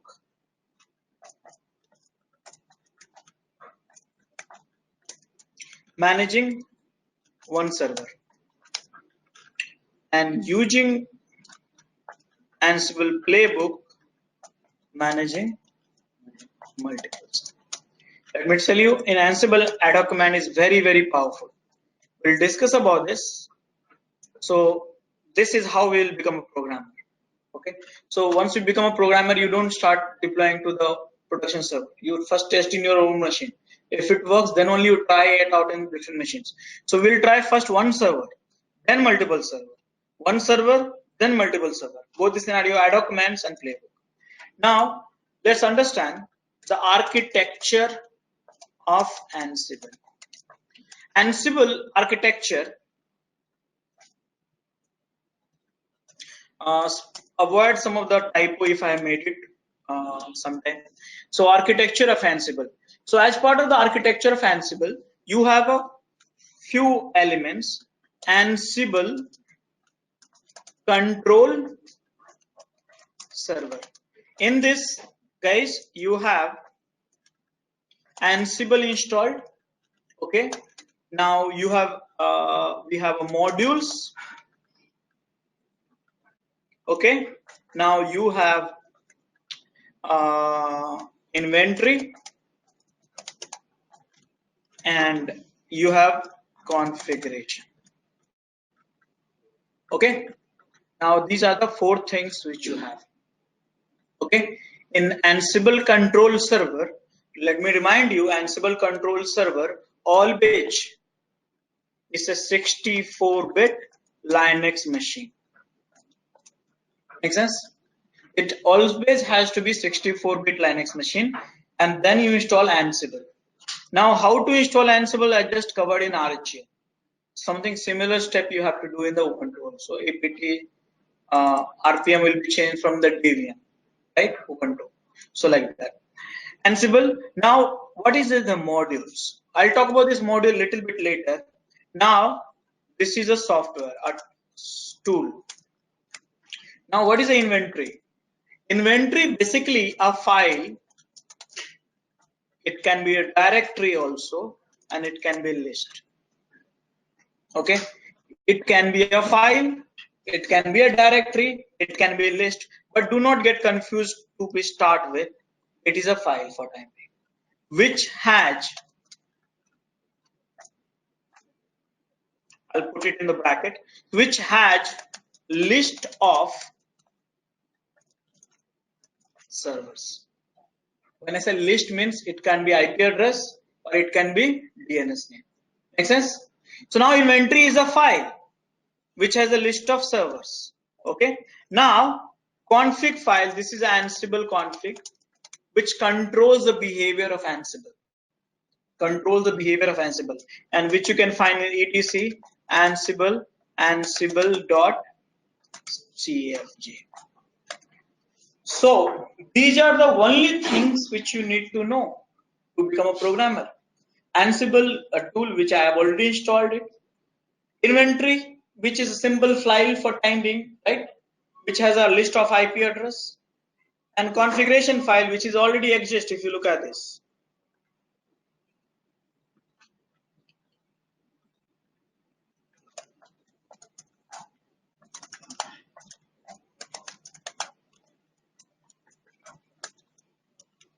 See? Correct? It has so many configuration which you can control the behavior of Ansible. Most of them are commented, you can uncomment and use it. Large file, one by one we will spend time. Make sense? Okay, that's all. By the way, you were asking something like a fork, remember? That answer is hidden in this file. Okay, so we'll talk about that here. So now guys, this is clear except this one, right? So are you okay with the Ansible inventory and configuration? Now modules. Now next question is, what is a module? And this is important one. This is important. So before explaining the modules, let me go and talk about the implementation. See, if you want to deploy certain things, then you must have requirements. What is the requirements? What do you want to do? What do you want to do in remote server? Tell me, what do you want to do? What do you want to do? See, before writing any programs, Java, .NET, Ansible, Puppet, Chef, Shell, Bash, whatever, first you write a logic. That logic, you have requirements, you convert into the logic, logic convert into the pseudocode. Pseudocode means step by step. Okay, so now let's say set up a web server. Correct?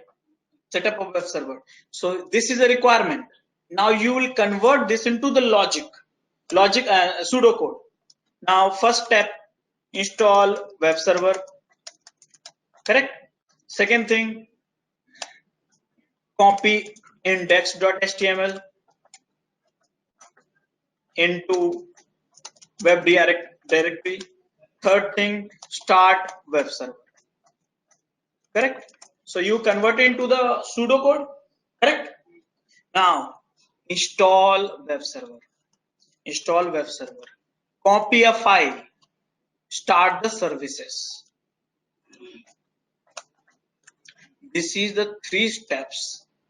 If you do in one machine using one script, same script will be run parallelly to the multiple machines, and we do the configuration management. Now, this is basically one item.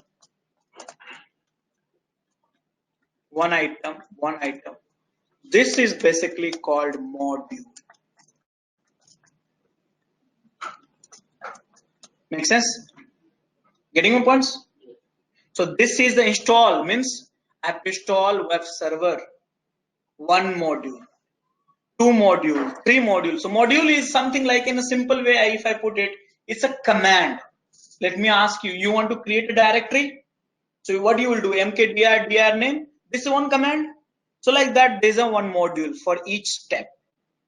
So before hitting to the Ansible programming, first you go and find out what you want to do on the servers parallelly. Convert into the pseudocode, and then each step of the pseudocode you will find the module. Okay, make sense? Now, this is one of the best part of the things which I like about Ansible, where I can find out a list of Ansible module, and the answer is simple. Go to Google, type Ansible modules. Don't refer any personal notes, don't refer any documentations. You don't need anything else but this page.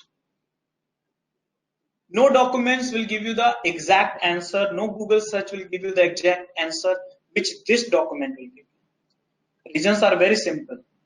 In Puppet we have a 50 kind of modules. In Chef we have a 60 modules. And in Ansible, do you know how many modules we have? More than 3,000. Getting points? So understand that. So it's not always good, and always don't try. Many people say, okay, I want to remember each and every module. It's just a foolishness, because you will spend whole year just to go through that module itself. So rather than hitting to the modules, first you go and write a requirement, convert into the pseudocode. Each step you will be having a module which you have to find out. So only focus on your requirement, not that go the oceans of module which you remember. So now these are the category, by the way. These are not the modules. These are the category. You want to know how many files related modules are there? Click on it. And you look at this here. These all are file related modules. So now don't go this way to that way. Better go to the requirement, pseudocode, and then find out the module. So now same way I'm going to do. Here I want to install a web server. Now the question is installing a web server. So installing a web server, how can you install the web server? What is a web server, by the way, you want to install? HTTPD, Apache. So let's write it. So you got to know Apache is the web server you want to install. Now simple, you type this way. This is the way, if you follow, probably it will be better. Ansible module for HTTP is a package. Package installation in what platform? RHEL or Ubuntu. You have Ubuntu, I have RHEL. So we will compete RHEL. Now, did you get that module? This is the module which you need. But let me tell you, there are generic modules also. Package is the generic module which works with all the platform. but yum works with only RHEL. Now click on the generic modules and yum also. See here, package generic OS package manager. So now which operating system it supports? It supports many operating systems. And now here these are the examples. We'll get into that, not to worry. Packaging modules. See how many packaging modules you have, you can use it. Or bundler, composer, cpan, tab. You can see here yarn, OS specific, these are the one. Out of which mine is yum. Yours is APP. Can you punch? So you find out your modules. You have so many modules here. So I found out my module is yum. So did you understand that what is a module? Module is a one action which you'll be doing in your server. So now copy our index.html. So again, same logic you apply, modules for copy. And here there's a copy module which is already there. I'm going to use it. Here for starting a services, what is a module? Same method you will apply, and finally you will find the module called service. So now important things, never try to remember the modules, so many, and every week one module is getting added. Okay, anyone can write a module and publish it. Okay, so you should not get lost in that way. So guys, we got this. What is a modules? Is that clear? Okay, it's a one unit of work which you do in that particular server. One unit of work. Make sense?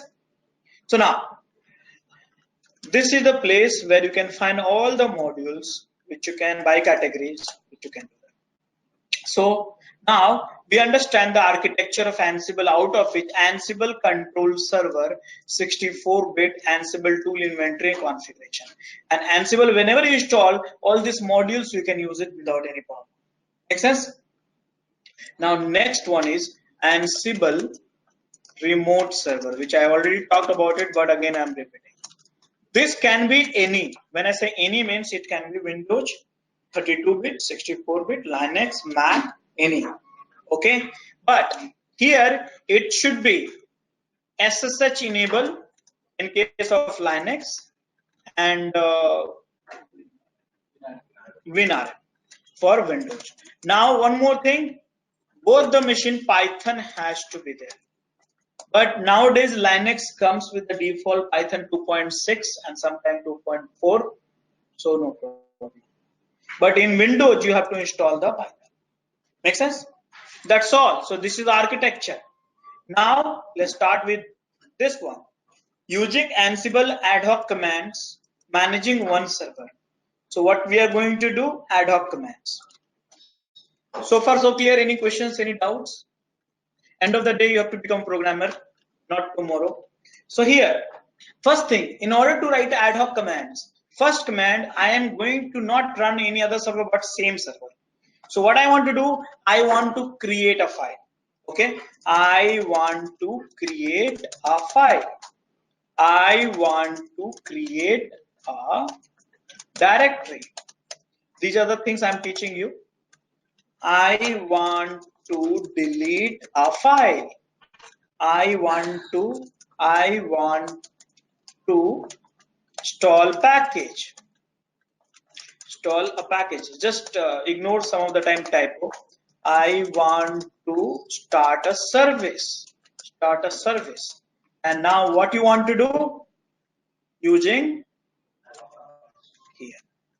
Okay. So now let's get started. So now the command format is Ansible. Okay, Ansible, and here it can be, guys, look at my screen. Here it can be list, file, list, and directory. And in fact, script can be also passed. That's a beauty about that. Script also. But I'm not complicating the scenario first day, first start itself. Rather than I'm going to keep it here, Ansible. This one is called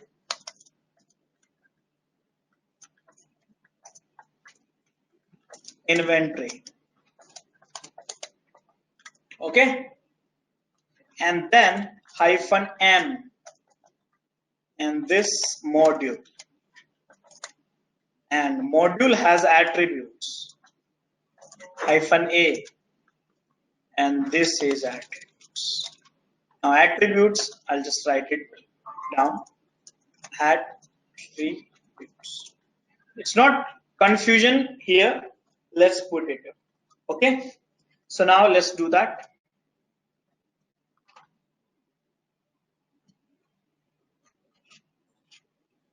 I'll copy paste something.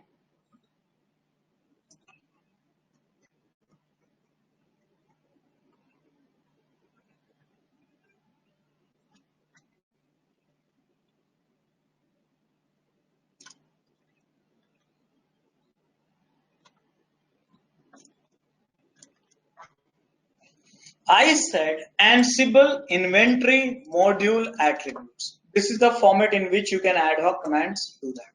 M means module name. A means allow parameter, which is attributes. U means username, all these things. So look at this here. Ansible here, where you want to execute that modules. Inventory, see inventory, correct? So this is the local machines. What module you want to run? File module. File module has attributes, and this is your attributes. Okay, understanding attributes is the most important task of yours. Okay, let's understand. Let's go to the attributes, file attributes.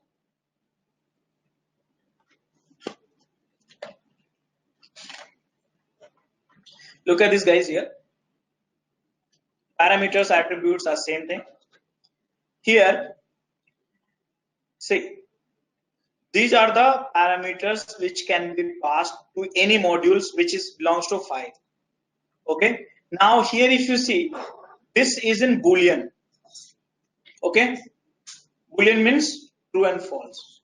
Now, if you see that yes, no, and yes, and when you see asterisk sign here, that means that's a default. That means if you call this one, sorry, follow, automatically yes will be called. You have to specify no. Follow is equal to no, yes is default. Okay, so that's a default. Here if you say force, no, yes. So now you have to understand this. This is required, red, look at this. That's the reason I'm asking you to look at this document only, nowhere else. Path is required. Why? Without that you cannot use this module. That's a required field, required attributes, required parameters. Now interesting thing is, if you don't like the path to be mentioned, you can put destination and name also, aliases. Okay, these are the aliases. So here you see state. These are the one. Absent, directory, file, hard, link, touch. Out of which, when you say state, you do not specify the state. Default is file. Got it? So like this, you have to, and it's not a same thing. You will get it. Different modules, different properties you get it. So you always have to look at this property. Make sense? So that's important. So now let's understand that. Here I have written. See here. We call it module.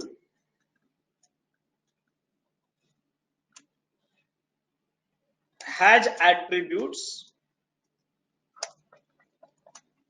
action.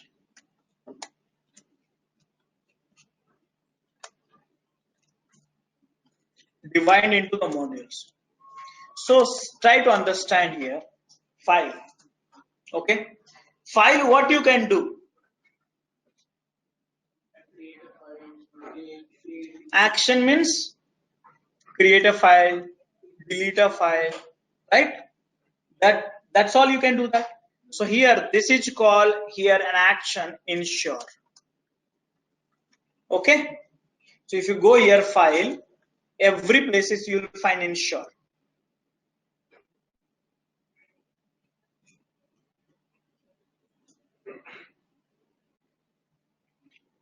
I can't see it.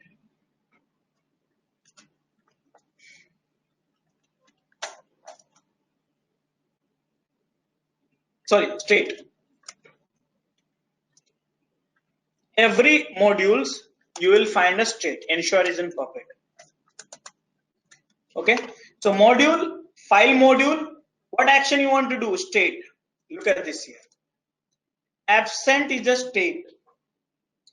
Absent means the file is exist, it will delete that file. Directory means that directory will be created. File means regular file. Hard means have you created a soft link, hard link? The same thing. Hard link. This is a soft link. And this is a touch. Touch you might have done touch. It will change this. It will create a file if it's not exist. If it is exist, you will change the timestamp. Right? So that is a. So these are the state. That means this is the 5-6 things you can do with this file modules. Make sense? And other modules like changing the permission mode. You want to create a file on that group. Okay. Many other attributes. Owner you want to change. Then you have a owner. Where is that owner? Here it is like that. Got it? It's easy. So now all the modules will find it like that. So let's understand that. Now you can correlate this command. Ansible run where? Inventory in a local machine. Which module you want to run? File. And file what you want to do? Test. Remember that was required. Show you. See path test required. That means without that you can't use this module. Make sense? Some modules you can skip it. But automatically default value no is there. Here yes is there. You can skip the state also. By the time if you skip the state, it will automatically become a regular file. So understand that this table you have to understand it. There is no other way. Okay. So now test. See here. OPT test. I want to create one file test.txt inside the OPT directory on this machine. What I want to do? I want to do touch. Now, if I do not specify touch, what will happen? Any idea? File. File will be taken. Now you got that. Okay. So this is the command I am going to run it in my local system. Now you are mentioning the state equals to touch. So if you mention state equal to absent, file is not existing. So it will say that it try to delete. See, absent means it will try to check the file and it will delete the file. If it is already deleted, remember the IDEO important rule, desire and actual state. So you desire something and actually it's done. So no problem. Getting once. Ultimately, your script will do the IDEO important. So it won't go in there.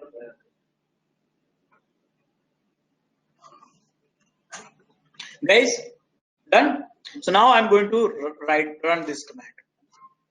Unfortunately, I have to face this problem every time because it's a dongle. It's session timed out all the time. Okay, you will not face this problem. So here, because you are in office network. Okay, so now I'm going to run this command. See, I'm not writing any files. I mean, playbook and all. I'm just writing. See, guys, here. Changed true. This file got created. See, this is the default. Okay, group default mode owner state UID. Now ls. You have the file. Okay. Now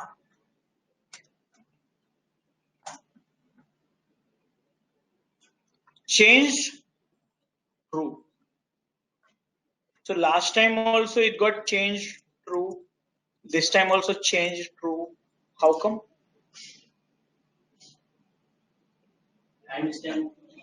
Because touch work is to change the timestamp. It always become a true. Okay, it always become a true. Got it? Because that touch to modify the timestamp. Make sense? So now this is the way. Now let's say you want to create a directory. This command, you see the same command, same module, but state is changed directory. This is the destination directory.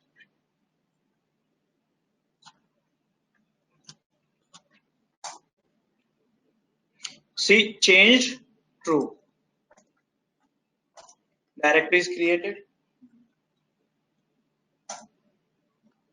See, success, change, why false. This is functionality called.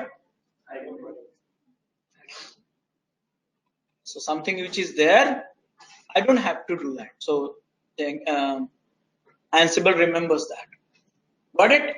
So now it's very simple. So now guys, if you want to modify some other property, let's say it should be owned by EC2. If you look at this here, which is owning this file? Root. But if you want to change that, same lines, just you add owner, another attributes, and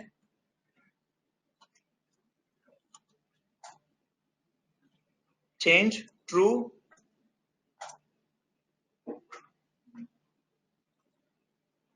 Done. So this is the way you can do change the ownership, change the mode if you want to give the executable permission. So basically this is the one of the module which you are playing. See? Make sense? It's simple, right? Is it difficult? So now this is only with the file. But remember what we had discussed. I want to create a file, I want to delete a file also. So you tell me, I am going to ask you, I want to delete a file. So what should I do here? You tell me. State will become a absent. Got it. Right? So remember always you look at the state. It's very important. Look at the state and has attributes. Actually, state is one of the attributes, but state is the most important attributes. Make sense? Each module has a one state. Right? Good. So now you got this thing, you just absent and that file will be deleted. Let's check it out. See, change true and it got deleted. You see path, state, absent, rerun. Sorry, see the file is not there and I rerun. See, it ran properly without any error, but change false because that file was not there. Save time. Actual desire is matching, saving time. Make sense? Okay, so now this is all about the file module running with the scenario one machine. Let's do that next. Install HTTPD. Look at this here. Same command -m module name attributes name of the package. What do you want? Install it. So now go to the yum. Here it is. Look at this here. Name pkg. Both you can use it. Here what I have used name. State. Go to that.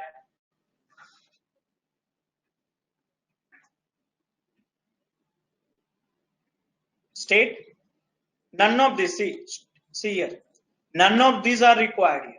Sorry, none of these are default. In the file module, file was default, but here none.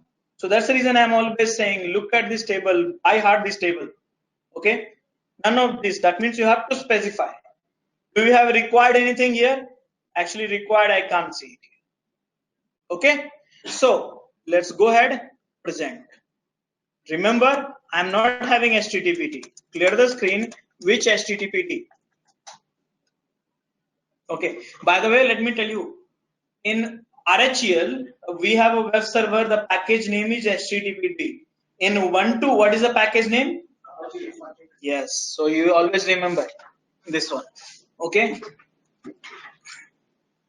So now it will take few seconds. AWS is still faster. And you see which. Got it? Now, see, it took 5 seconds the first time, 5, 6 seconds, 7 seconds, rerun. 2 seconds, I guess. See here. Success, change, false. This is called IDO. Got it? Okay, so now you got it. Do you have HTTPD running? Do we have? No. So what should I do? Let's use this time. If you want to delete, guys, you have to run apps. Now you know that. Now you start the services.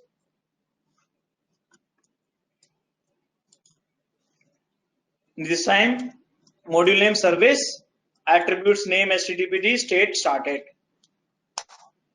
You should study that one. HTTP is running. Correct? Now, if you want to stop it,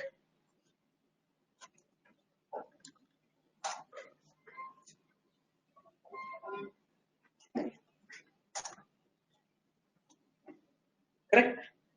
So this is the way. So simple. It's so fun. Same program you will evolve and make it playbook. Just be with me, just half an hour more. Okay. So now you got to know how to use Adhoc commands. Okay. Now next one is, let's browse this page.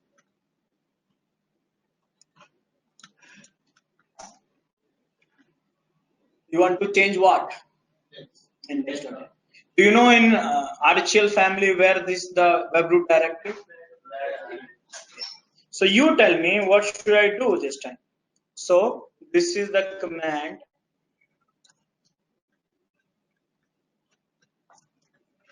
Okay, copy index.html. Okay, so let me create the index.html. So here, where I should create index.html, so let me create a index.html OPT directory.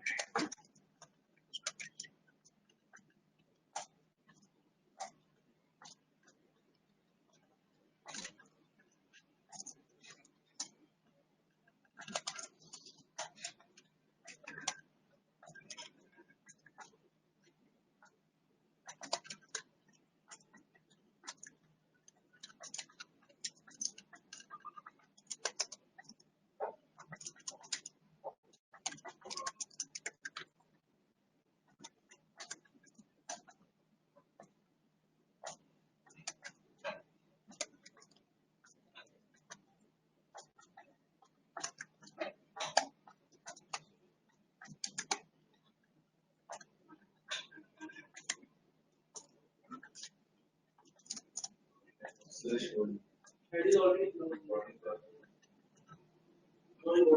It is also already closed.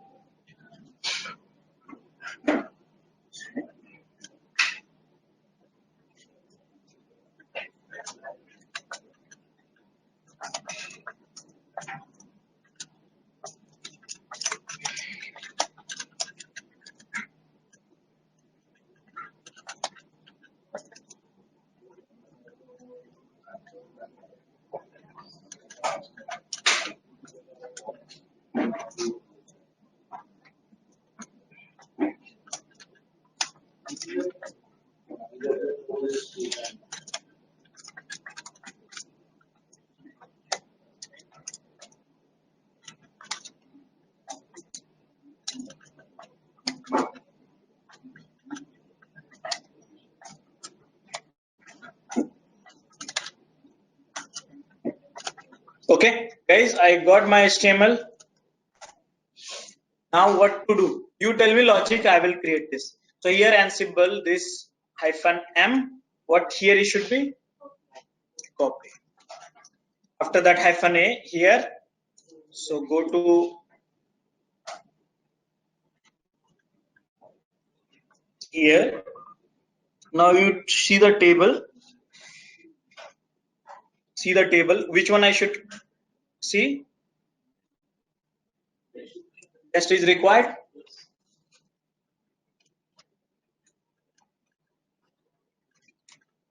Var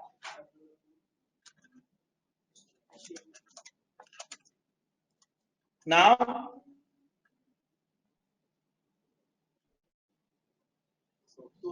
Where is that?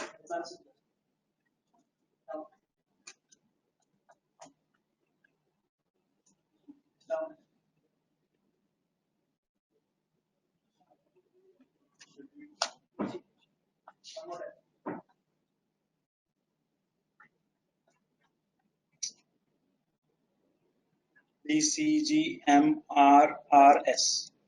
So source is equal to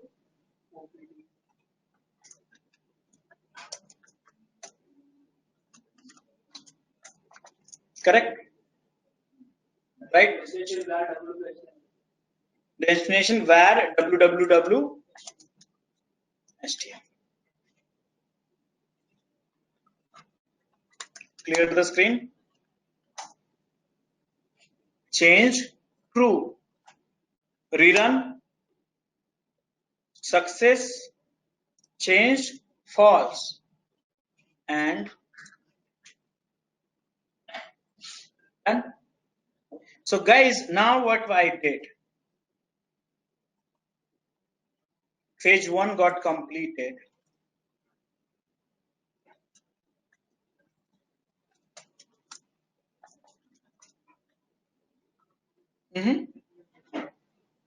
So one server. Okay. So now I'm going to give the control to you now. What I want from you guys, set up your VMs, install Ansible, run this program, just a copy paste, but task. I want you to have your own logic applied, and I'm going to give you the task. And task is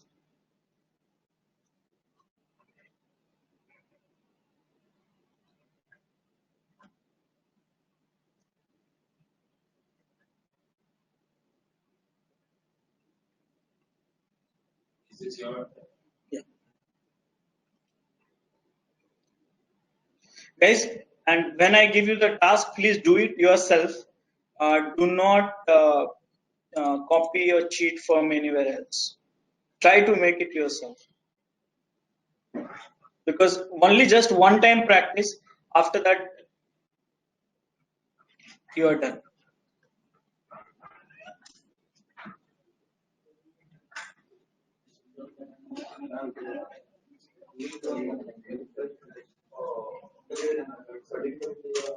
Okay, guys, this is the task. Let me, guys, this is a task. In this, guys, here I have given you 8 exercise. That means 8 modules. These 8 modules you'll write for me, 8 ad hoc commands which can run on the single computer. Now, so this is the one, and now keep it ready. I will ask you. Now the question is where to get these notes. So guys, these notes will be available lifetime to you, and I'm uploading the notes now. I'll share the locations after uploading it.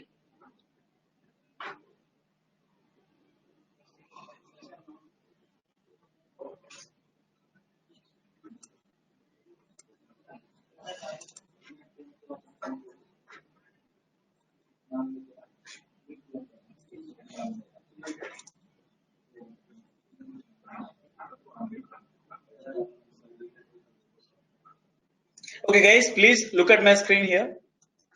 devopsschool.com/notes. And here, if you go, we are learning together Ansible. So click on Ansible. Now it's a 2019 years. So you click on 2019. And our thing is classroom training, but Visible Alpha. This is the one. Click on it. This is your notes. All these discussions, whichever I noted down, it will be updated this file only. Got it? So now, can you do this assignment for me? And then keep it ready, and I will ask you that in 5 minutes. Let's do that. Try to create it because this is the first assignment. Do not try to copy. One machine is enough. One machine is enough.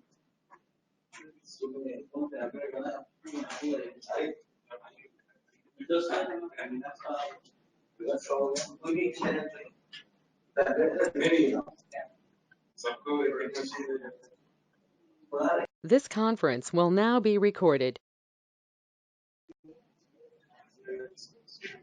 Okay, guys. So look at my screen, please. EC2-user.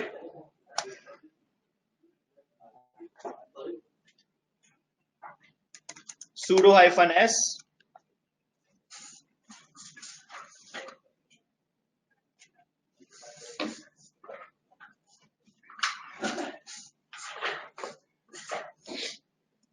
Okay, clear the screen. So here I have a remote.pm here. So I will create inventory here only.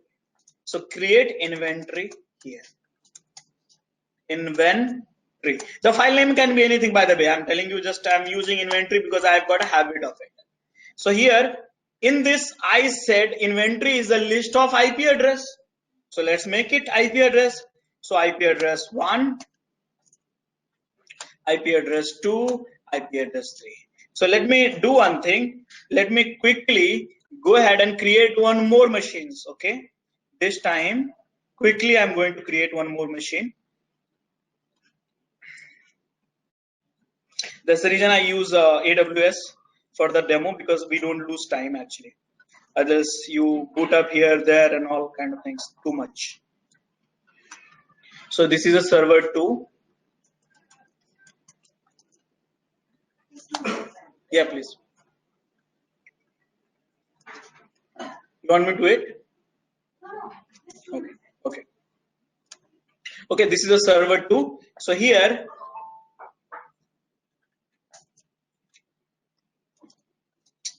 internet issue. I lost this connection.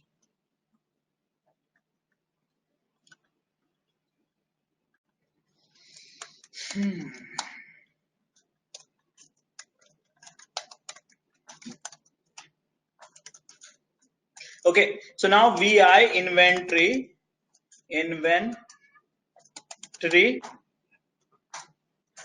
here, this IP address, and I lost it. Let me close, or else I get confused. So here, this is the one IP address, and this is the second IP address, correct? Now I will put one more IP address, 5, which is not exist, 4. Okay, 3 IP address. Now guys, commands are same, so no command changes. So here I change inventory 5. Got it? Now I'm running this command to install what I'm doing actually. HTTPD. Now it's connecting 3 machines. Remember, in one machine I had installed it, right? So it says installed it. Second machine is not reachable, which is the fake machines I added it. And then third machine, it's installing it. By the way, it's happening parallel, but we are getting the things because all are not same state. That's the reason. Now, if you see that, again I rerun, okay? Again I'm rerunning. I rerun. See, 2 machine already installed, and third machine here. So any machine which got failed, the list of IP address which you get in the retry is not created because of the this machine is not there, playbook is not there, so we will get it. So these machines will be into the retry.yaml. You will get it in sooner in the playbook section. So now you got this thing. So now you decide if you, what is happening? Just a second.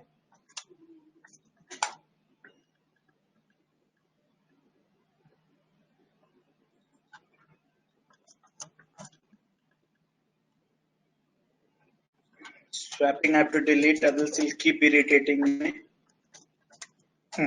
You decide if you want to deploy in 100 machines, you keep it the 100 IP address. Correct? So this is about the inventory. Is it difficult? Not difficult. The same ad hoc command, one ad hoc commands can do the wonder in hundreds of servers. But there is a problem. There is a problem. If you go to the initial discussion, think about it.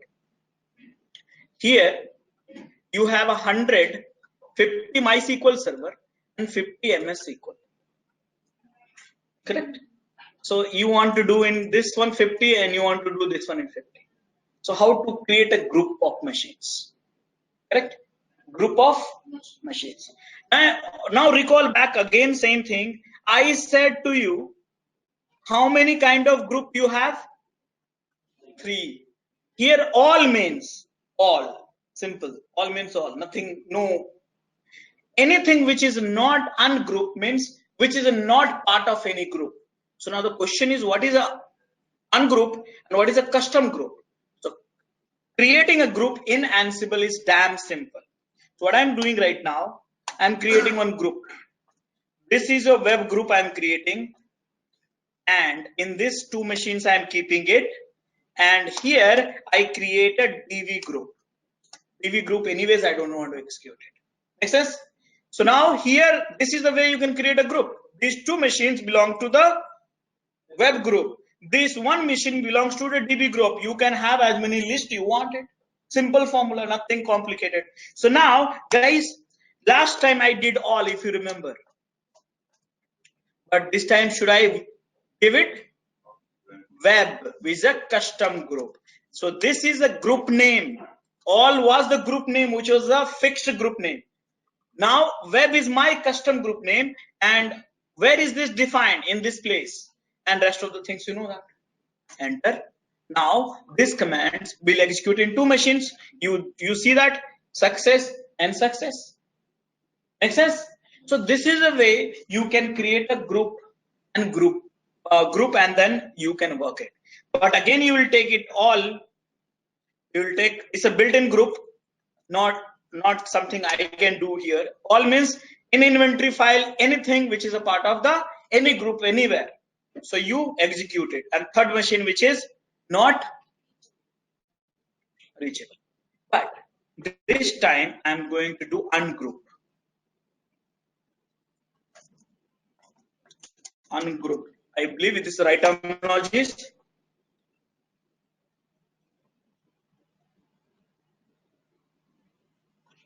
Once again, ungroup. So Ansible inventory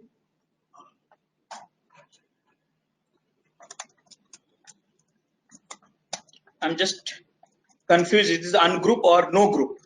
Ansible inventory, and I'll explain you what is the meaning of it.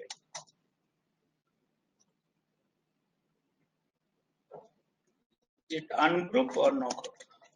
Ungrouped, sorry, ungroup ed. Okay, so ungrouped, because that error was not there. I mean, right message was not there, so I doubt it. Very least used, yeah. So ungrouped means very simple. That machine belongs to no group. That's called ungroup. And unfortunately, I have no as such host file. Every machines belong to some group. Make sense? So this is a simple. You create your own group. They have given you 2 groups. Public group. I mean, how to close it? Huh? How to close that group? Because the last group in that file. So anything you happen before DB would be part of that.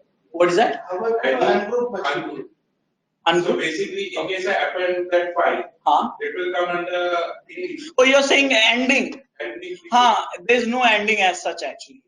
It's a flat file. So you have a group and then keep adding till that. Even though if you give space, then you keep adding as a machine. Why that group? Yeah. So for that ungroup, we need something, right? Keep it ungroup. So in that case, what you can do, give the one new line and then use it. Actually, give us blank line and then let me do one thing. Ungroup.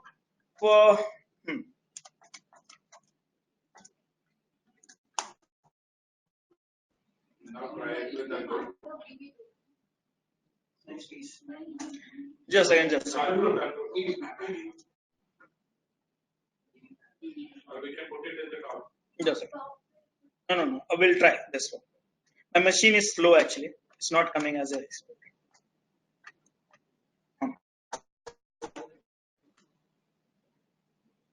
No, it's not taking. So put it on top there. on group, yeah. So here it says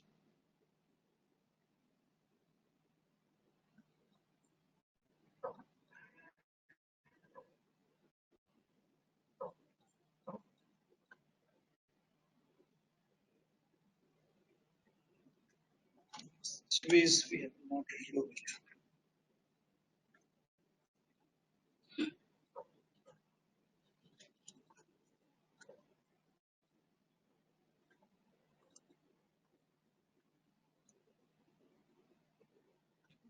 Let me put it on the top.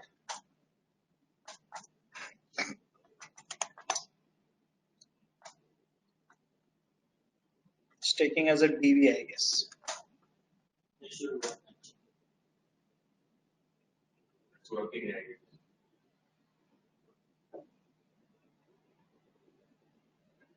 right. It's time taken. So here 5.55, you have to keep it on top. Most of the time you don't use it because there's a complexity will come. I'm not complicating this inventory right now. This simple flow. You will have a directory, you will get complicated. You can add same IP address in multiple. Yes, you can add, but you have to change the difference environment. So I'll talk about this one. You can have it actually. We run different set of commands for different set of groups. Uh, For web, I want to run particular installing the Apache. For the other group, I want to do something else. Install MySQL client. Right. So you change this one here for time being until I introduce you the playbook. We can't pass two commands. That problem, okay, you cannot pass two module, and for that we'll have a solution which is called playbook, which is the ultimate goal, right? So problems one by one. Okay, so I was talking about something here. So inventory here I was talking about. So now you saw that inventory is nothing but a list of IP address, put it everything together. All is the default group which belongs to the all machine. So any server which you write it here, which belongs to all. Ungroup means you start with it, but here for the ungroup I'll introduce in the directly different way. Here this belongs to web, this belongs to DB. And this is the way you work, group 1, group 2, and this is the way you work. So now if you have a multiple machines, what are you going to do? You're going to do the inventory. Okay. So now what we need? Now we need, before complicating one step further, we need 2 machines and 3 machines. Altogether 3 machines. But I think we don't have a 3 machines. We now have 2 machines. Windows 1 or Linux? No, Windows will come last day. We'll take it. We have 3 machines. Yes, you can. 3 VMs you have? Sure. If not, then I can work around also. No, including Ansible. 3 Linux you have. Including the Okay. Okay. Wait a second.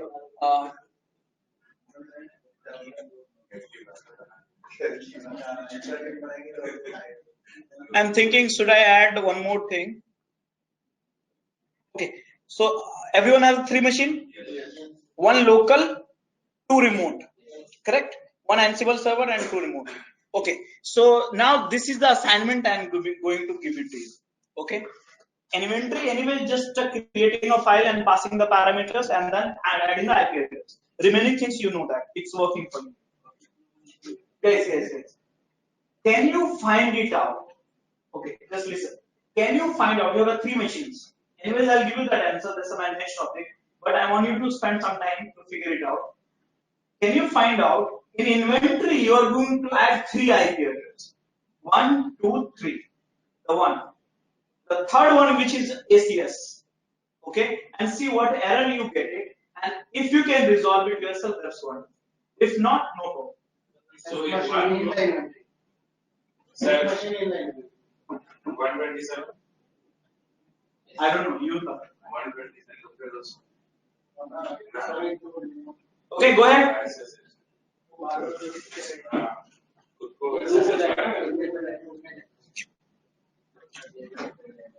I also said you get an error.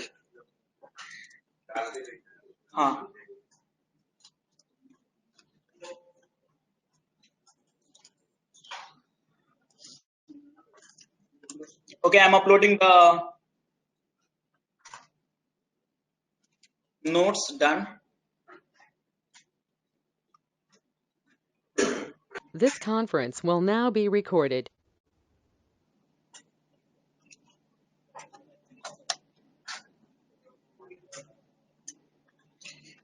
Can we?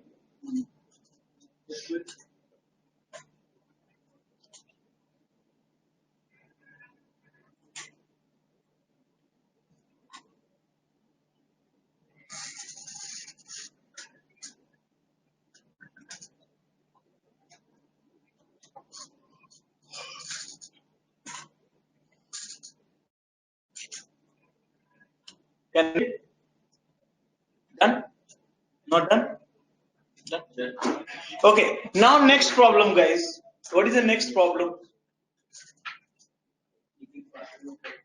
No, that's the last problem. That's the last problem. But remember that vault. We'll do that last day.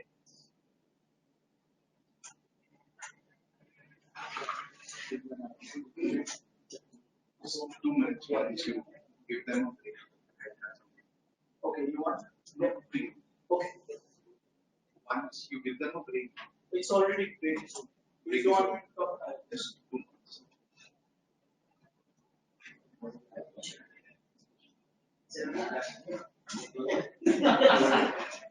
So in Ansible, you have the alternative.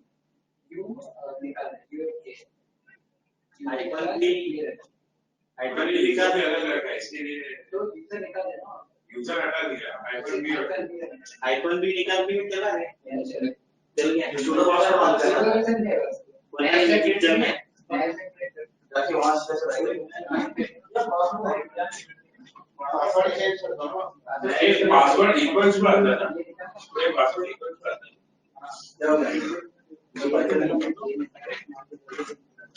Okay, guys.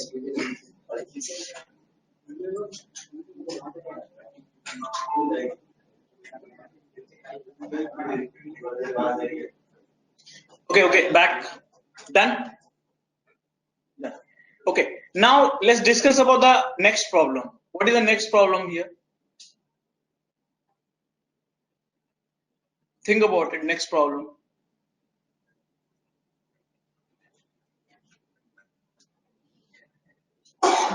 What is the next problem? You tell me. Multiple hosts we can manage through inventory, right? Now we can run one ad hoc commands to the multiple host without any problems. What is the next problem? Quickly, guys, think about it.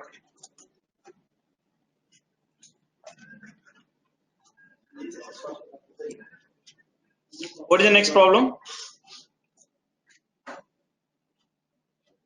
Next problem. Cross-platform is one more thing. Yes, it's a problem, but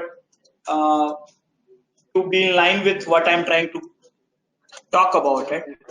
See here, guys. Look at my screen. So here,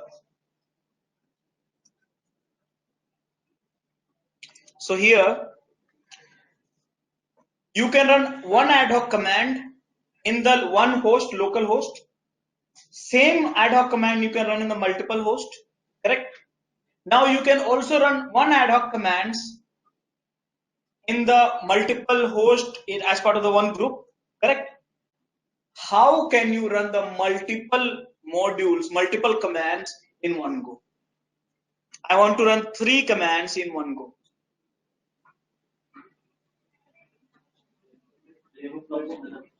Okay, that's our final destination. Playbook, got it? Problems? See, Adhoc command is very powerful. You can run one command to the as many hosts you want it. But basically, if you want 20, 30, 40 commands in those machines, then you might get irritation, right? It's not friendly. So that is where, how can I run? The problem is very simple. How can I run multiple modules on multiple remote server? That is the problem. Remote server. Got it? And answer is Playbook. Got it? Right? Now, Playbook is in YAML format. So first thing, you have to learn YAML. Little bit of it, not too much, and then get into that. So let's little bit of have introduction of YAML. In this case, I need a slides help actually. Without that, I cannot do that. All these slides you have already on DevOpsSchool.com. Okay, so you can refer all of my tutorial slides to do assignments, lab, quiz, everything you have. So guys, you need to look at my screen here. Busy? Okay, quickly.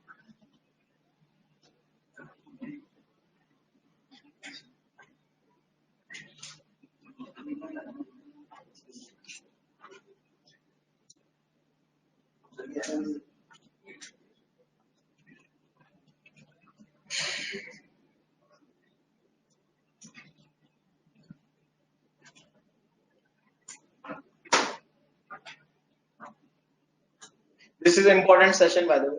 Playbook is very important. That's the last destination. Done, sir?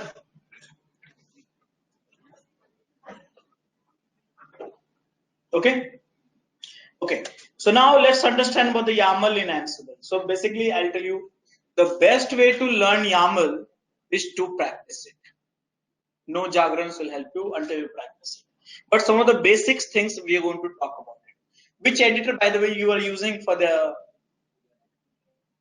Visual Studio Code? Have you used it? No. This is good editor, Visual Studio Code, because you guys are in .NET also, right? So Visual Studio Code is having the YAML inbuilt specification, so you can use it. Many online tools are there, which you call it a YAML linting tool.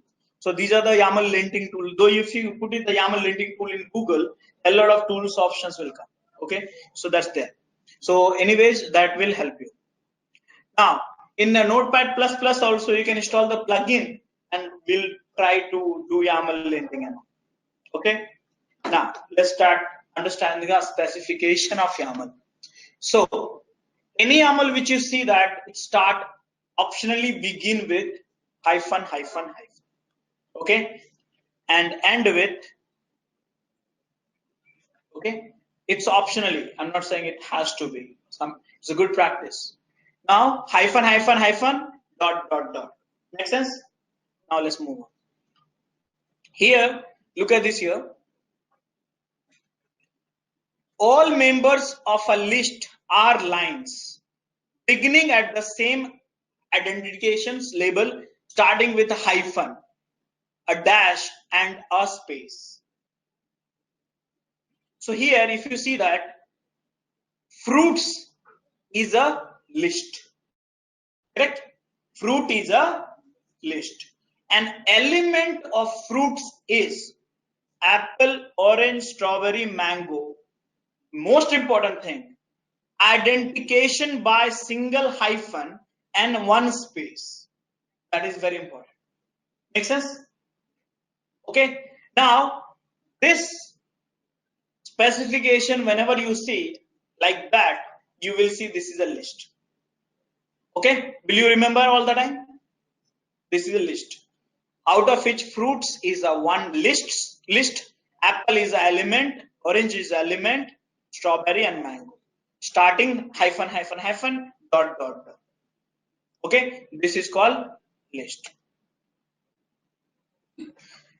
Anything, again guys, anything which you find in the form of key and value. How? Key, colon, space and value in this format. That is called dictionary. What we call it? dictionary. So dictionary is represented in a simple key and value, the format which you can see that, and after the colon there has to be one space. Okay, others you will try in Ansible programming. Okay, so here during the dictionary it has to be. So here if you look at this, Martin, look at this here. Martin is a dictionary, and dictionary has multiple key and value. What is the key? Name, job, and skill. Value, Martin, developer, and like. So this is a dictionary, this is a list. This is a dictionary, this is a list. This is a dictionary, this is a list. Are you okay? Now look at this here. Here you have a list of dictionaries and list also. So here if you see that, what is a Martin? What is a Martin? Martin dictionary or list? Martin is a dictionary. And what is the skills? Got it? Simple. Martin is a dictionary. Skills is a list. Tell me, skill is what for Martin? Skills is what for Martin? Key. Key. And this key skills has a multiple list. For Martin it's become a value, but for skills it's become an element. Got it? Key, what do you maintain some space? You count some space there. Which key? Name. Name and colon, keep one space has to be there. No, from left hand side. 2 space. I'll talk about it. I'll come back. Okay? 2 space. Okay? Clear? Now, this is a different representative. I'll not complicate. That's enough for the Python actually. I mean YAML. So, this is what I want now. This is better. This is better. Think about it. This is your playbook. Okay? By heart, this is the most important topic. Trust me. YAML will help you to cry a lot. Because one space, your whole program will not work. Okay? So here look at this. Hyphen, hyphen, hyphen, dot, dot, dot, last you have to do that optionally. Here you have a hyphen host, space host. What is this? What is this? List. This is one of the element of the list. Okay? Now, remote user task. What is this? Task. This is list. Now, if you see that this is a list. List is having, this is a key and value.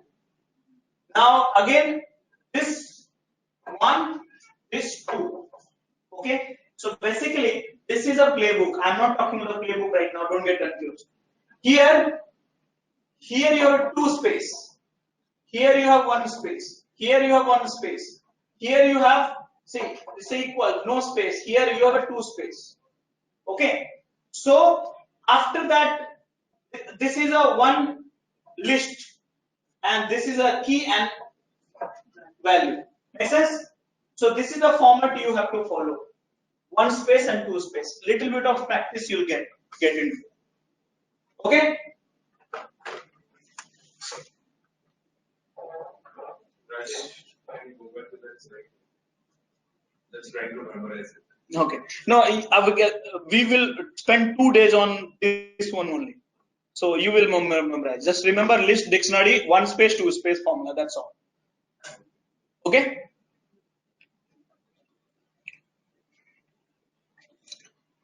Okay. So after that, I don't need PPTs. If you have that link of the PPT, It's there on DevOpsSchool.com. Everything I keep it on my portal. End of the day, anyways, I'll share it. I don't use PPT because I don't feel comfortable. Notepad is like easy to go in the flow. So if you type tutorials, web tutorials, Ansible, Here you have all the tutorials which I have written, all the slides, HTML slides here, and notes you can find here, and PDF slide you can find it here. All this thing you can find it here. Everything is online. See, like a click on this, you get that slide. This is a slide. My internet is slow actually. Okay. Okay. So yeah. So what is a playbook? Okay. So now first question is, what is playbook? So playbook is contains, I think we have missing one. Yeah.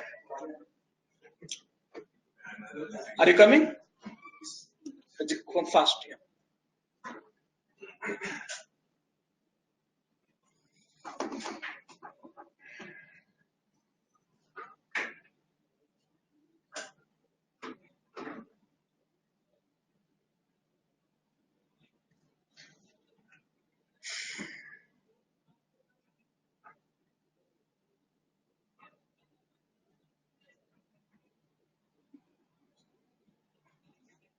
After this, after playbook, you don't need any trainers, by the way. You can write your own playbook. In the advanced programs can be.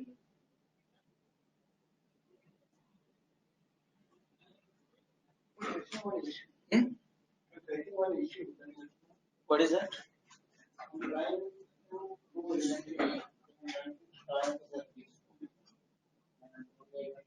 Show me that.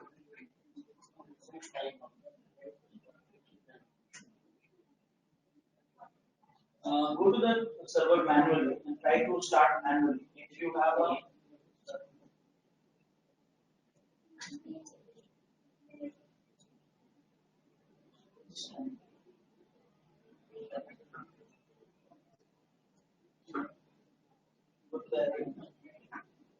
I feel this is a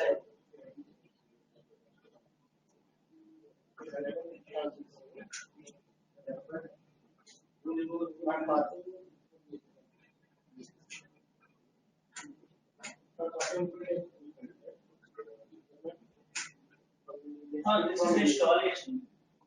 It should be here.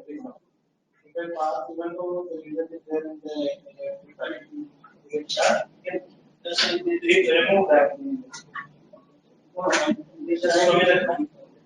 I'm using this. It's not working.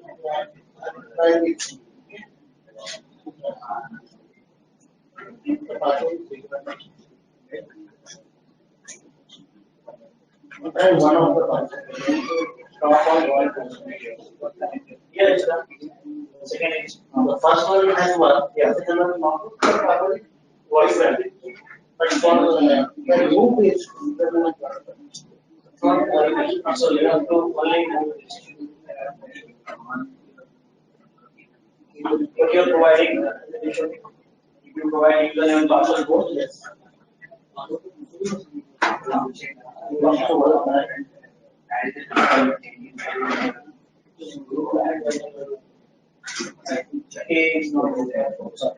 will capital B also. B also required. Okay, guys. Okay, just look at my screen, please, everyone. Okay, guys, look at my screen here. So playbook, okay, contains play. Okay, contains play. Now next question is, what is play? So play contains many tasks. Now you must be confusing, what is a task? So task is nothing but a module in YAML format. So basically task is equal to module. In the Adhoc command we call it module. In the playbook we call it task. Is that clear? Good. So now see here, in play it also contains host group specification. Okay, what it contains? Host group specification, like web view have used, all view have used, and it also contains behavior parameter plus built-in variables. Now variables, I have not talked about it. I'll talk about it tomorrow. Variables is a large topic. We'll talk about it. But built-in variables. Okay, makes sense?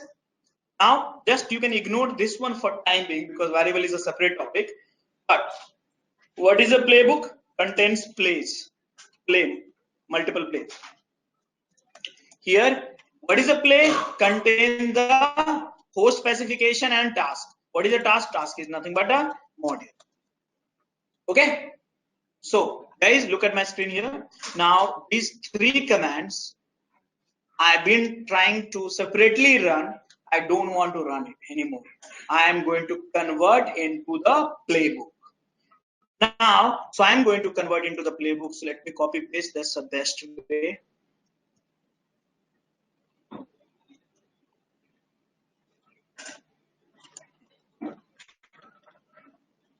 This is a sample. Okay, here you see that, guys. I said play. So in this, you have one play. This is a one play. Okay, you can have multiple play also. This is an all together one play. One play has a host specification. See here. Correct? This total task will run only on this host. Make sense? Now sudo yes, this is a behavior parameter and built-in variables. I did talk about it. We'll discuss tomorrow later again. But sudo means yes. Okay. Now, which is the task? Here you remember the task is nothing but the module in YAML format. So remember, this is a module. This is a module. Make sense? Now in this, name of the module is this one. Name of the task or module in playbook we call it task, by the way. Don't call it name. It can be anything that we give. Yeah. And the service name, the module name. Okay, got it? Now one thing is missing, and this is the good opportunity to create it. Last one, copy. So let's create it. So now go to the copy, I think somewhere here, and now you can understand this guy very well. This is your task specification. Examples are given, right? You cannot see? No problem. See here. See here. Got it? Now I'll copy one of these and very particular actually. And 1, 2.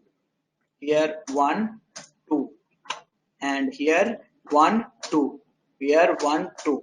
I don't need this guy anymore because you can do that, but here. So now this is a name, copying index.html. Is it difficult? Now source, I think it's OPT, right? OPT index.html.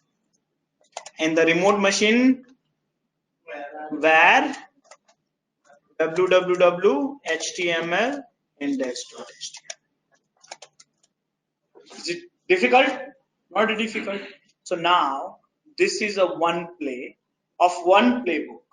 If you want multiple play, no problem. Got it? So undo. Okay, got it?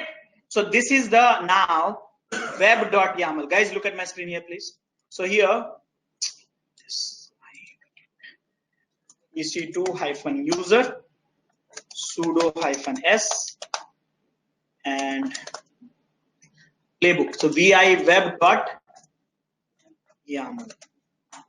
And here, give it, done. Now, commands will change also. So here,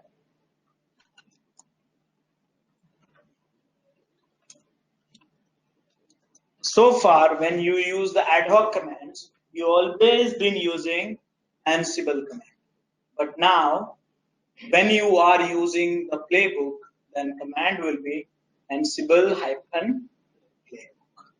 Okay, so here Ansible hyphen playbook. Now, all is a group name. In my playbook already I specify, don't need. Inventory also you can skip it if you enable the default one. But right now I'm interested in my own. Okay, and then do I need this one? No. Only I need the name of web.yaml. Remember, username, I think I need it because I'm not passing over there. If you're passing, then don't, you decide what you want. So I need a username because I'm not passing in inventory file. And keys I'm passing in inventory file, so I don't need it. Sudo is already in the web.yaml. Correct? Sudo, yes, remember? Yes. So this is the command now. You are going to execute on the web. Now what I'm going to do before running, I will do the little bit of cleanup actually. So this guy, I will delete this and save it. So I don't want any failure sort of it. And all 3 machines, everything is done. So now it's up to your hand how many tasks you want to run, 20, 30, 40, 50, 100. And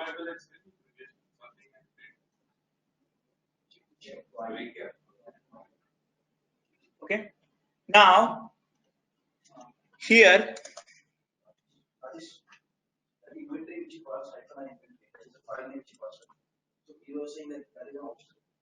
that's all. But if that's an optional, then how to get to know that which file needs to be? Default is there, no etc host, Ansible host. It was in the configuration. That was commented. You have to uncomment, then it will take. Any default behavior you can change in Ansible.ch. So you have to mention the file. Automatically. What is host here in that one? Where is that? Host first one. Host means group name. Group name. Group name. That's group name is in Web is in inventory now. Okay. It's a group name, right? Got it? It's difficult? No. Ultimate things you have to work on this task. That's all. And you know that where to hit now. It's just so many examples. Each task has been given. Each task, not only this. Each task. Now you copy paste, change the variable, and just you have to be the limiting problem, a space, and that if you are get it, then you are grooving that. So now you saw that how we evolve.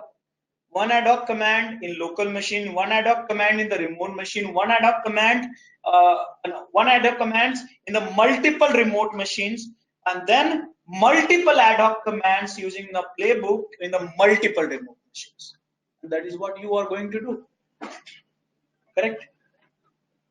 So now the problem which I am going to give it to you is very simple. You have 8 modules. You have 8 modules. All 8 modules I want you to convert into the playbook together. One play, not 8 playbook. Okay, one playbook, and get it ready. 8 command, you remember? Yeah. Same thing. No changes, just the logic changes. I have pushed the comments. Comments means what is it? Notes, and then you. Please be kind enough to like it, and you can comment any of your doubts and queries. We will reply to them at the earliest. Want to study further? Subscribe to our paid membership to get a deep dive into each and every topic. Do look out for more videos in our playlist and subscribe to our DevOps School channel and hit the bell icon to learn more. Keep learning.